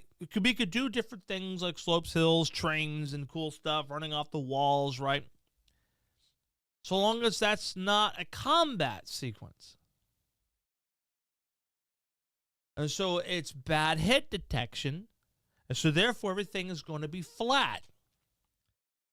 Verticality and interesting places to fight make for a very good action game. So when I'm able to participate in something like Monster Hunter World, which to me set a very good standard for what an action RPG experience should be like, you notice that you're fighting in areas with a lot of terrain gradient. You're fighting in areas where you are using the environment to assist in your combat, where you're literally destroying the environment and going from the top of the mountain to the bottom in seconds. Those of you who've played that game, you know what I'm talking about, right? That's a good action experience. And so what you end up having with this style and this direction is something that feels more like an arcade game than an action game. Just a thought. So now, so that's what I'm talking about. Okay, you guys remember. So we have a problem here.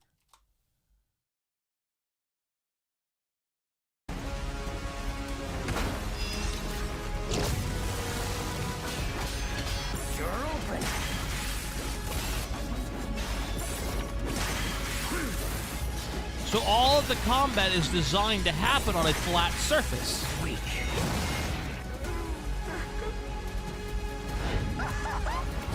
See? This is it.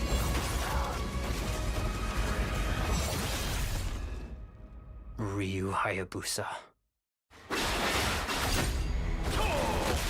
Even in the forest scene, look at this. Even when they actually get out into the woods. So here we are out in the woods. Look at this.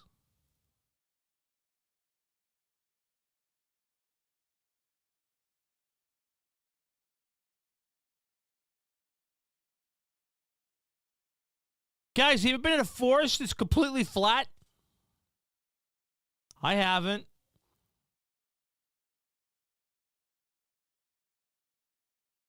The clan is plotting. It ends here. Oh no. No, did you all hear that? Oh, hold up, listen to this. Oh no. It ends here.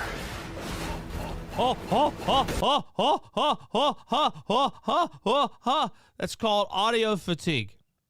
Okay, we don't do that in games anymore. Okay, we don't do that in games anymore because it's called auditory fatigue. And so when you're having a repetitive action like that occur, you can't have one or two sounds only. You got to have a bunch of different sounds to prevent something called audio fatigue. It's an actual thing that you have to worry about. So the fact that that was in the trailer is really bad.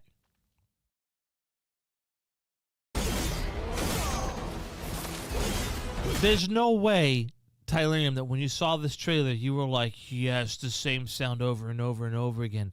Oh, it just pleases the senses. It feels so good on my eardrum. There's no way you thought that, Tylerium.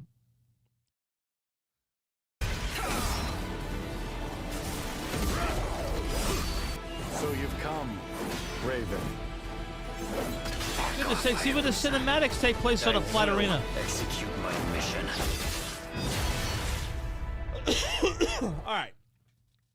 All right. Yeah, no, that... No. Give you nostalgia, yo. Hold up. Hold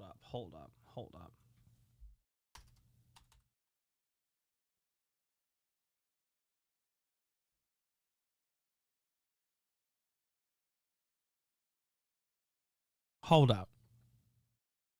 Okay, I want you to understand. This is Ninja Gaiden.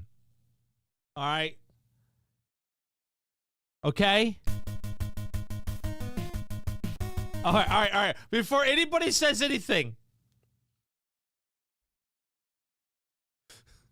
Yeah, it's pretty flat.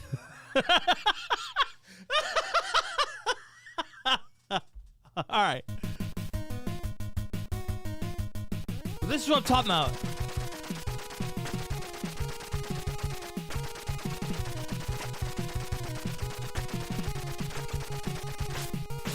Yes!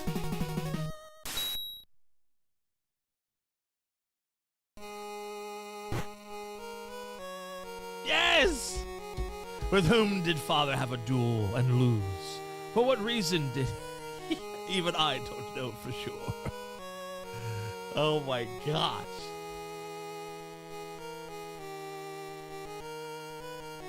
The day after he disappeared in father's room, I found a letter addressed to me.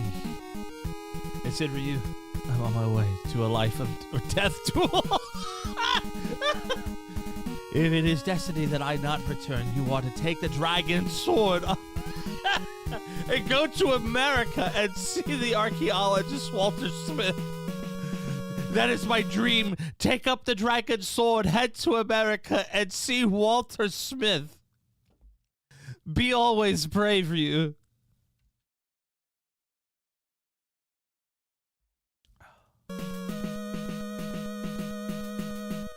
I will get my revenge. Oh, that escalated quickly, guys.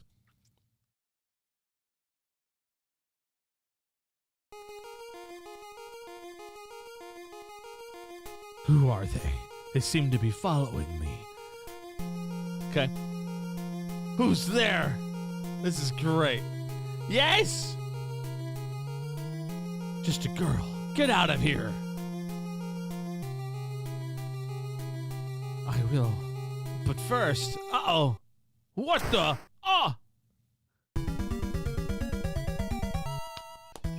Okay. Okay. All right. Now, my point is, okay, is that this feels very 1980s action. Okay? This is like old school 1980s action. Okay? How do we go from old school 1980s action thriller to cyberpunk?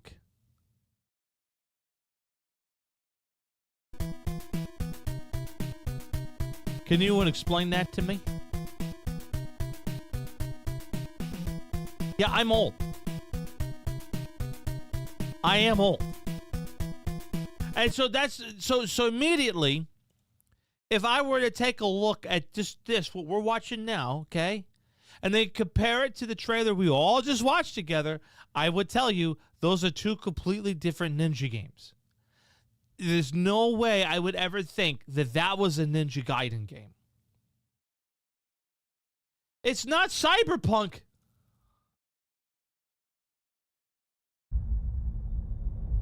Across the world. What?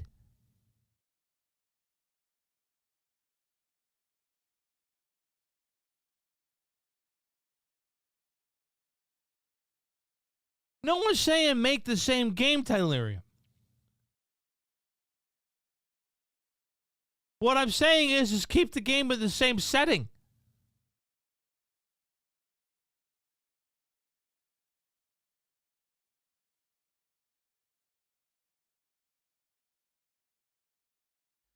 The only thing I'm saying is that this does not look like Ninja Gaiden.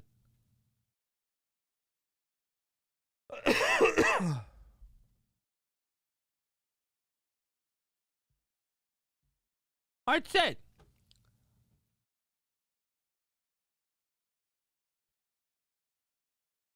How old is Ryu by now? Right? That's old man, dude. He's got that serious old man status. All right. I don't have too much more time because I want to hang out with my kids tonight. So, that being said, and it's almost bedtime. I got to help them get to bed and the whole night. And I think they're getting baths tonight.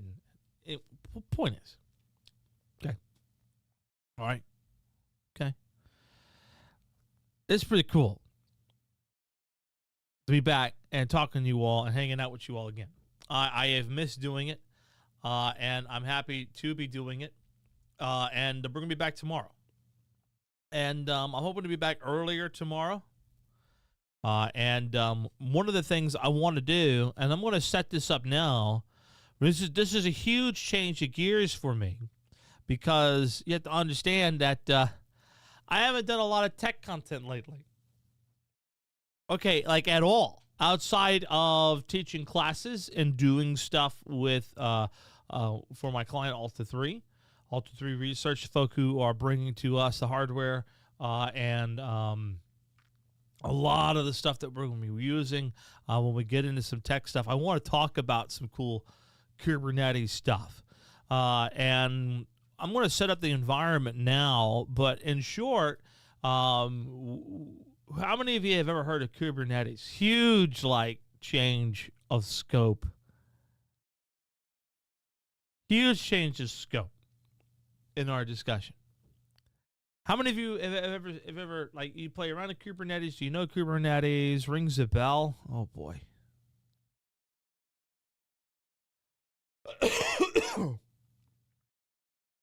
So no one. I don't think anyone. I know nothing, Jon Snow.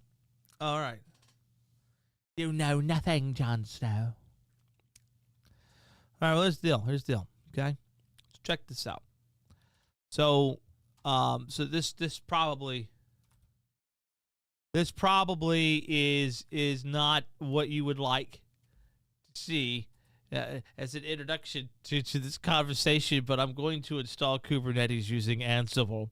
In any particular case, this is something I'm going to be getting into, is releasing some more tech-oriented content, teaching about things in infrastructure as code, cloud computing, Kubernetes, systems administration, deploying applications in a Kubernetes cluster.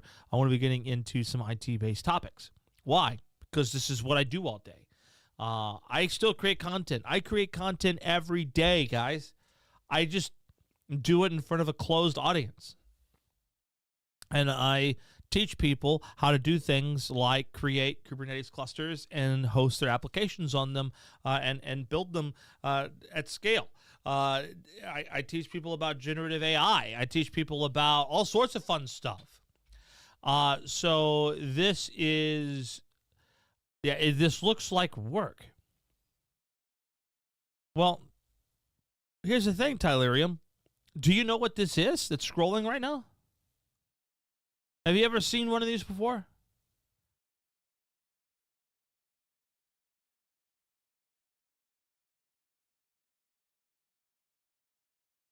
Would you know what this is called? The scripts I use is not this style. Oh, boy. All right. So I'm using something called Ansible. This is an Ansible playbook that I'm running. And what Ansible does is, instead of running a script, which will just simply perform an action every time, we use Ansible because it is idempotent, meaning it only makes a change if it has to make a change. So the idea is that Ansible is going to determine whether or not, before performing a task, the system requires a change.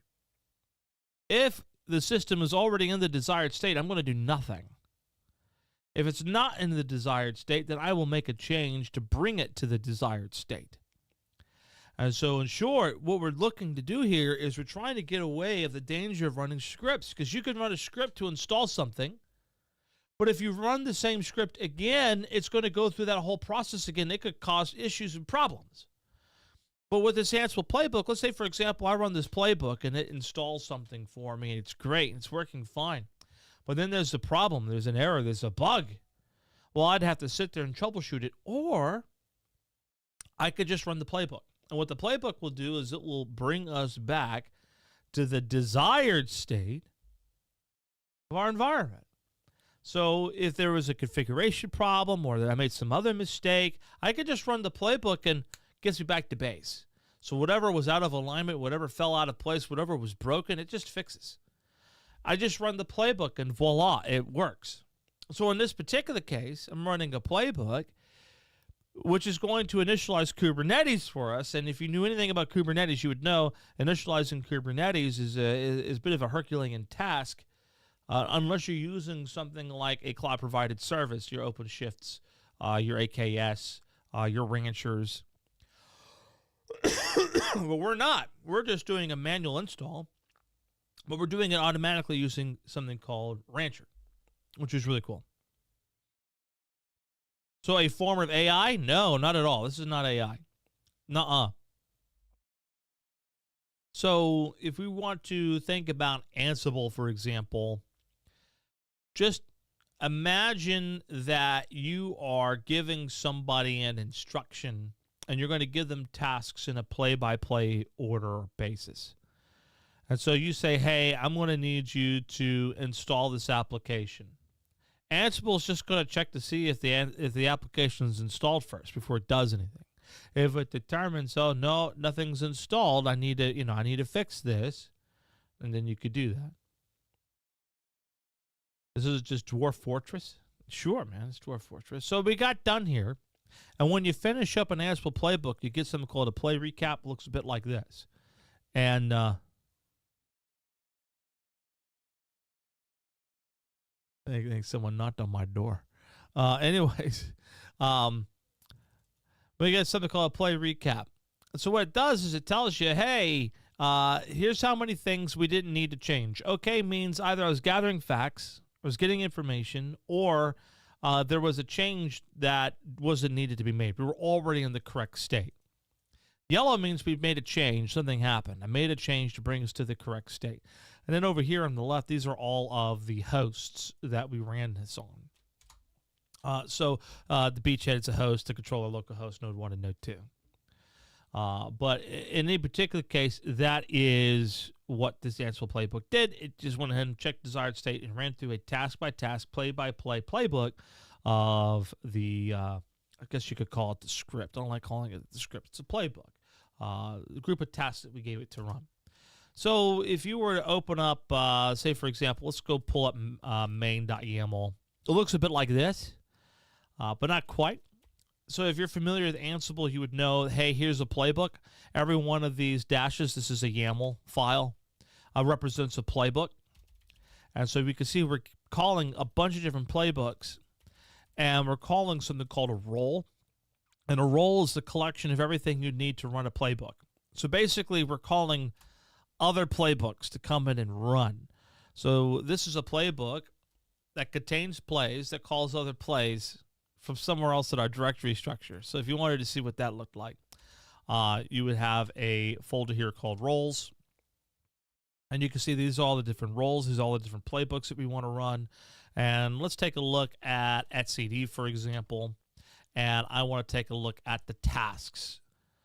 So if I come in here, there's the main.yaml. We can go ahead and get into main.yaml. Let's actually do something different. Let's do batcat main.yaml. Let's do that instead. And so what you end up getting is, this is again a set of plays, but in this case, they're not plays, they're actually tasks. And these are the actual tasks that we're asking Ansible to perform. And you'll notice that we're using a lot of Jinja 2 templating. Tyler, have you ever seen Jinja 2 or Jinja 2 templating? Have you ever played around with that?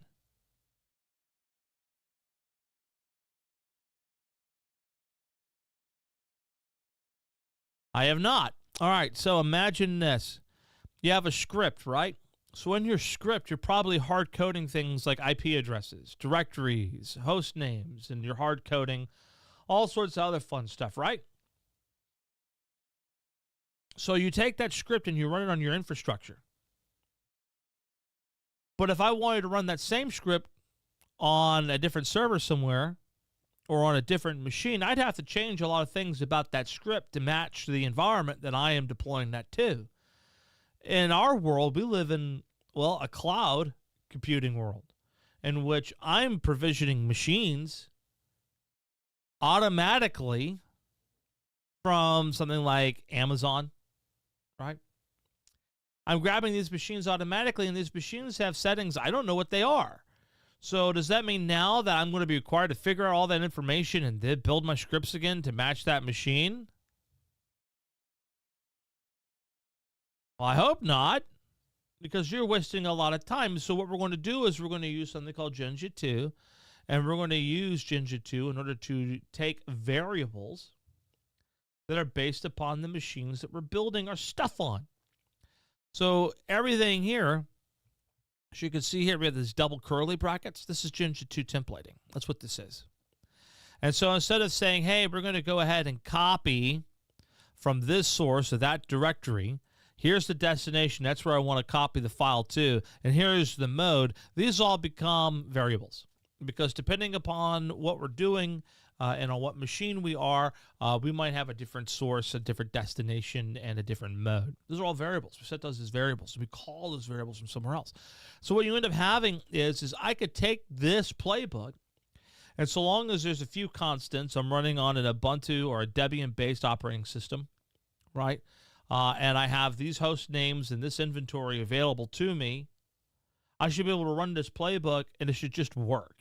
Because I'm going to get all of the information about those machines from a gather facts function and so on and so forth. But that is Ansible. I haven't even started talking about Kubernetes yet, Tyleria. This is just Ansible. Ansible's got nothing to do with Kubernetes other than the fact that Kubernetes, the Alta 3-way, the way that we like to do it, we initialize Kubernetes using Ansible. That's the only relation. So there's Ansible. Now, as far as what Kubernetes is, right? Here, for example, well, really what I'm doing, if I want to talk about Kubernetes, what I really need to do is just sort of discuss Kubernetes from this way. Are you familiar with Docker containers? What are Docker containers, and what are we doing? They don't even have to be Docker containers. It can just be containers. So if you're familiar with containers,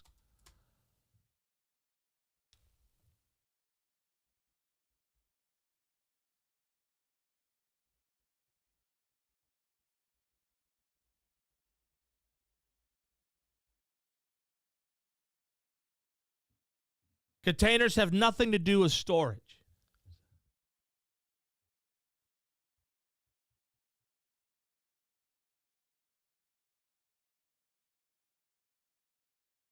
Oh, this is going to be fun, guys. Guys, we're going to do some free lessons, man. You're going to learn about Docker? Tyler, do you know anything about Docker? There are all kinds of uses. Oh, boy.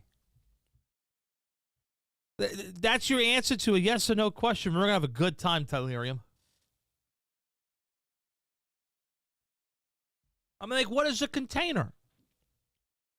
Maybe that's the question, though. Well, what is a container?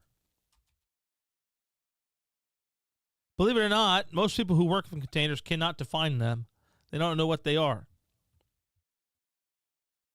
They'll attempt to define them.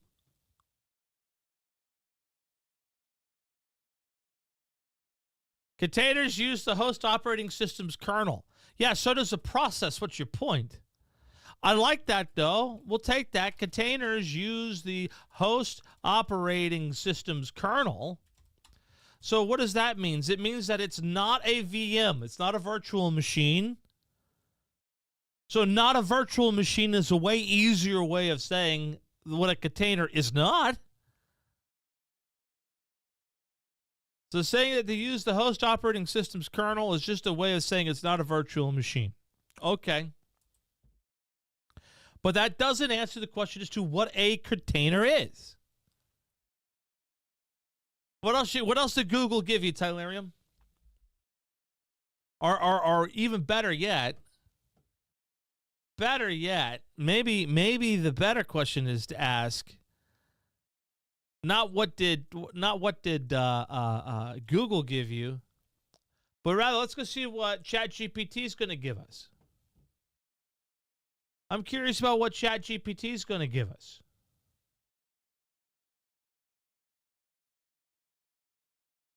I use scripts and have a team that scripts for me. Well, let me tell you something, Tylerium.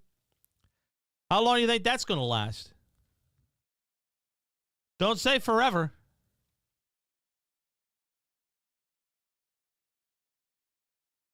Let's see here. What is a container?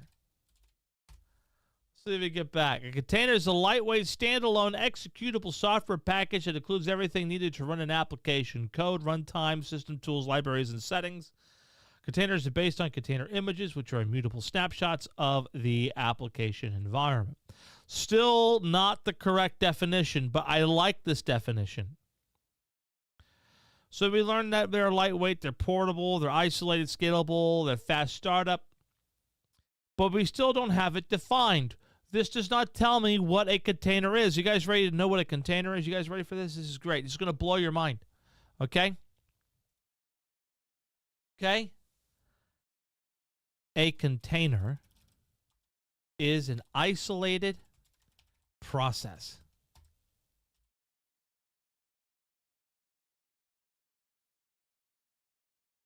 It's a process.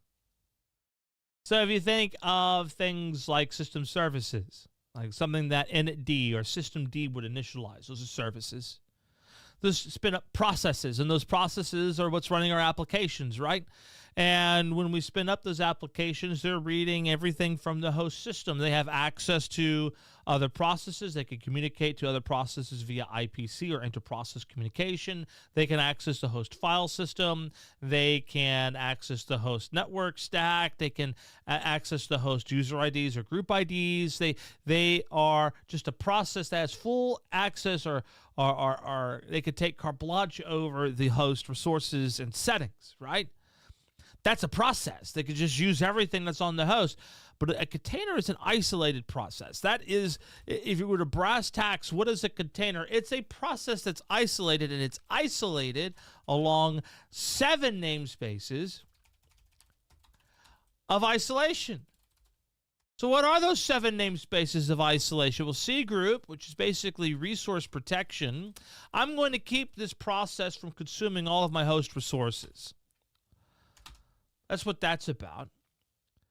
They have network, so they get their own network stack. That includes IP address. That includes ports, etc.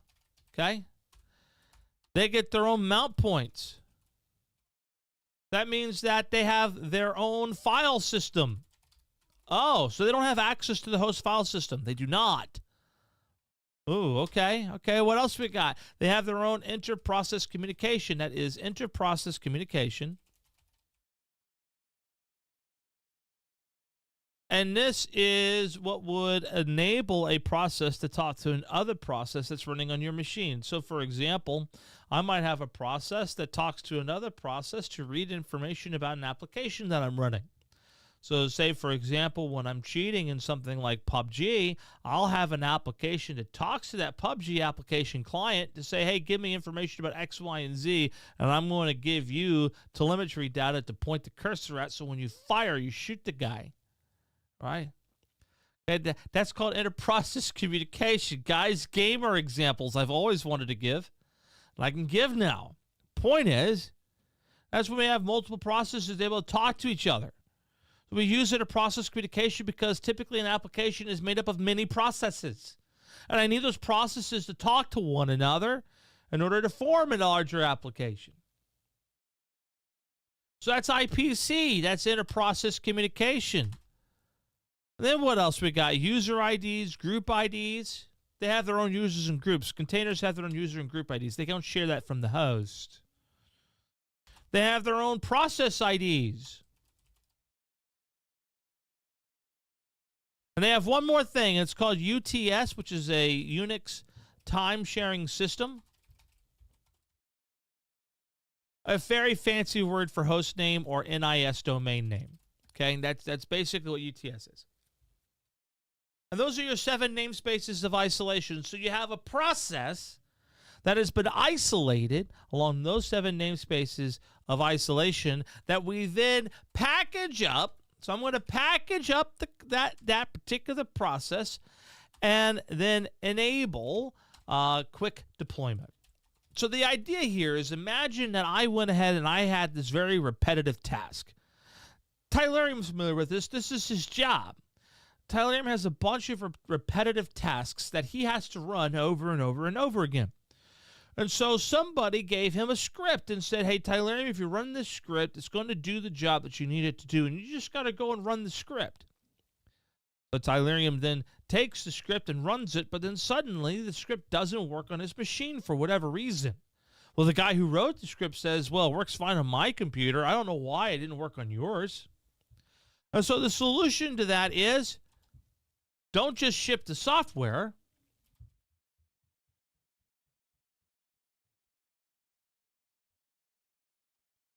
But you're going to want to ship the code, ship the computer, but ship the computer too. And so we send them a container. Now you might be saying, well, Tim, a container is not a virtual machine. That's correct. It's not. But what we're doing by isolating containers along these 7 namespaces of isolation is that we are giving that container its own set of resources. We're giving that container its own network identity. We're giving that container its own file system, right? We're basically preventing that container from talking to other processes over IPC. What do we gain from this? Well, what we gain from this is we end up getting a standalone package with everything our software needs to run.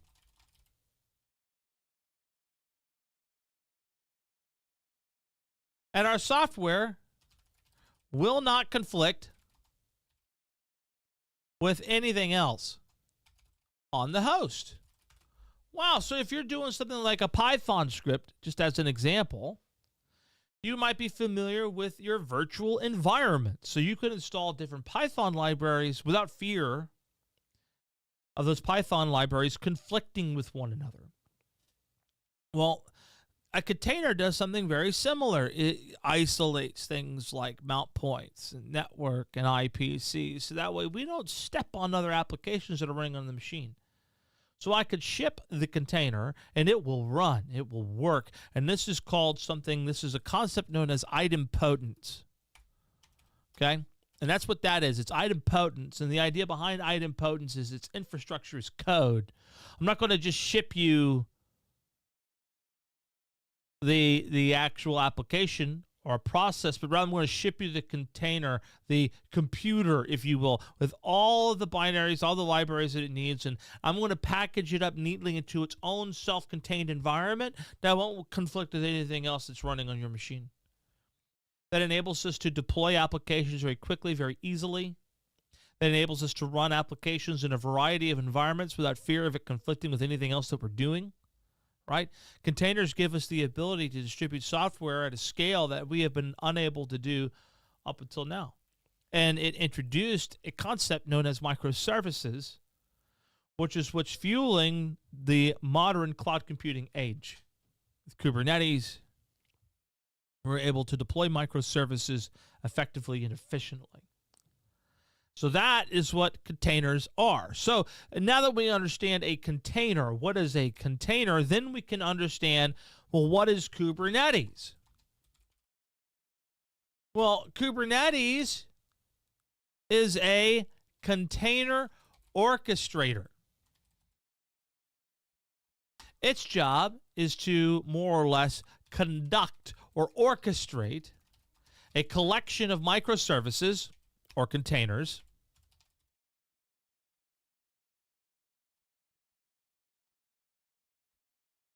to work together across a pool of nodes, otherwise known as a cluster. So now that I have these little micro machines, I'm going to use something like Kubernetes to deploy these little microservices across a pool of nodes, a group of machines, multiple virtual machines, physical machines, that sort of thing. Okay? So a cluster is a pool of nodes. When you think about nodes, okay, when I say nodes, I'm talking about virtual machines. Okay? I'm talking about physical machines. Okay? That's what we're dealing with here. Virtual machines, physical machines. You could even have a Raspberry Pi. Okay, that will work too. It doesn't matter. As long as you got enough resources to run and initialize the Kubernetes software, basically I think it's like 2 gigabytes of memory and a couple CPU cores. I mean, then you're off to the races. Okay, real nice and easy. But that's what a node is. It could be virtual machines, it could be physical machines. It is a node is the machine which provides the physical resources for our containers to run. So that's the memory, the CPU. It's the host. That's what a node is. So now when they have a Kubernetes, we're going to be orchestrating that containerized application across a pool of nodes, which is a cluster, which then gives us the ability to do things like redundancy, failover, self-healing, the ability to scale out as opposed to only scaling up. Kubernetes suddenly becomes this really, really cool application that enables us to deploy our software in ways that we would have never thought we could achieve before. So, with that being said, that is, in short, some of the fun technical stuff that you can look forward to seeing here. Oh, what is this channel? B-Dubs DM21? Yeah. And we're going to talk about all sorts of fun stuff. So sit down, relax, pull up a chair. We're going to learn a thing or two about computers. And if you ever want to take your understanding of machines, containers, microservices, Kubernetes, Ansible, infrastructures, code, etc. to a whole new level, well, I'll be more than happy to help you. This is the stuff I do for a living. I've been doing this now for the last 3 years. This is what I've been doing. And I don't know about y'all, but I think I'm pretty good with it, I think. So if you want to learn about this sort of thing, I can help you. Any questions about this stuff?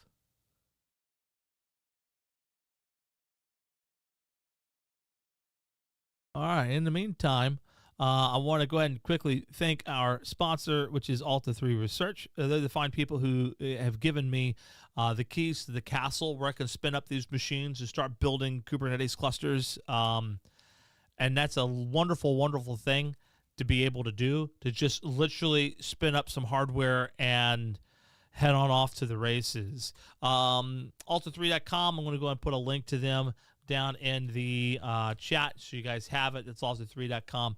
And if you want to head on over, these classes are expensive. They're not cheap, but, you know, you get a quality instructor and you get hands-on labs. So the lab environment that you saw me using, you can use. And there is a particular class that you can buy. And I'm going to show you what this is. What is this? Crush the EX200. Wow. And they're really boosting it. If you guys want to learn, and this is actually really cool, if you want to get your Red Hat Certified Systems Administration certification, this is a cool product. Hi, I'm Chad. That is Mr. Feaser.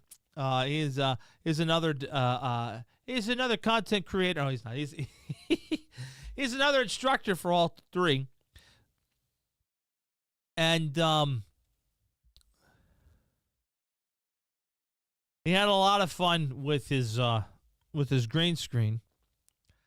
In any particular case, if you want to pick up that certification, this is, I don't know how much this is. How much is this? This is new. Wow, a 3-day trial for $3. And the idea is that you're going to get your own environment, much like the one that I have, where you can learn your Red Hat Certified Systems Administrator to get ready for your exam. And so there's a couple different things you could do here. You can get a full access to all of the materials for the whole month. And having that hands-on access to everything is what's really a big deal. Just being able to launch stuff and just play in an environment.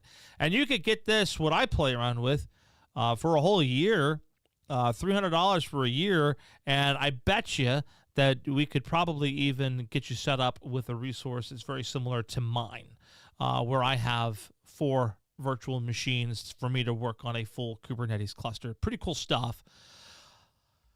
That being said, if you want what I got, and you want to follow along with me this week, and you want to learn Kubernetes, there is Crush the CCAD. And Crush the CCAD is a self-paced course. And I swear that it was cheap. I think it was like $30. Enroll now, $45. There it is. And if you want to learn Kubernetes, you could sign up for that. And what you end up getting, I'm going to show you what this looks like, because I don't think that this is very well communicated. Unlike other prep software, because ours is the best. That's not just me. I write this stuff. So let me pull this up here. Let's see here. This is stuff I write. Crush the CCAD exam. Boom. Add that in. And let's open this up. Start here. I am not a fan of that. Someone's messing with this, and I'm not a fan. I don't like what they did. Why are we starting here? There's nothing to start here. And that's empty. What? All right, I'm going to fight people. This is where you start in any particular case. And what you end up getting is this course material. All right, let's get started with API primitives. Let's not. In any particular case, it's me in an older studio. You guys might recognize that studio when I was playing Lost Ark. Anyways, I will sit down and I will walk you through the objectives and what it is that we're going to be learning, and then you can come in and actually take the practice exam task. And everything is split up into tasks, hence answers. So you kind of like have a choose your own difficulty. If you want the video explanation, it's there. If you want to try tackling it without any help, you could do that. If you want to actually get hints, you could do that. And if you want the actual answers, you could do that. So all of that stuff is there for you, and you'll have access to the same environment I'm playing in this week, and it's $45. So that's cool if you want to check that out and you want to learn. All of these are tasks that are designed for you to actually do on your own. All you got to do is just simply run this lab, which is deploying Kubernetes using Ansible. And then you can jump into API primitives, pod basics, multi-container pods. And the cool thing is that you could tear down the lab and then start it up again as many times as you want. So if you want to tear it down, start it up, tear it down, start it up, tear it down, start it up, you could do that. You could do that as many times as you want. So that's totally up to you if you want to run through that. And I'm going to give you a link to that course page. If you are interested in learning Kubernetes with me this week, there it is, Crush the CCAT exam. So you have all those labs you could take a look at your own leisure. All right, everybody. So that's what you can look forward to for me this week. I'm tempted to get into Baldur's Gate again. We'll do some Baldur's Gate, or I don't want to do Diablo again. I feel like Diablo allows me to talk, which is always a nice thing. And then finally, just a reminder, Diablo 4. I like Diablo 4 because it allows me to talk. It's really easy to talk while playing that game. Baldur's Gate 3, you're just purely playing Baldur's Gate, and we're not talking. So, there's that. Before I leave out of here, I want to go ahead and remind everyone, we have a very important cause. This is one of the reasons why I'm streaming this week. And this is so important. Please, please, please, please. Even if you cannot donate to it, I don't care if you can donate to it or not. The important thing is sharing the story, putting it out on your socials, talking to your friends about it, going to church saying, hey, there's a problem. All right, if you're a church-going person, you recognize that God commands us to look after the orphan. And I have taken that very seriously, and I talk about it openly in our foster adoptive kinship care journey, so I'm very, very open to this.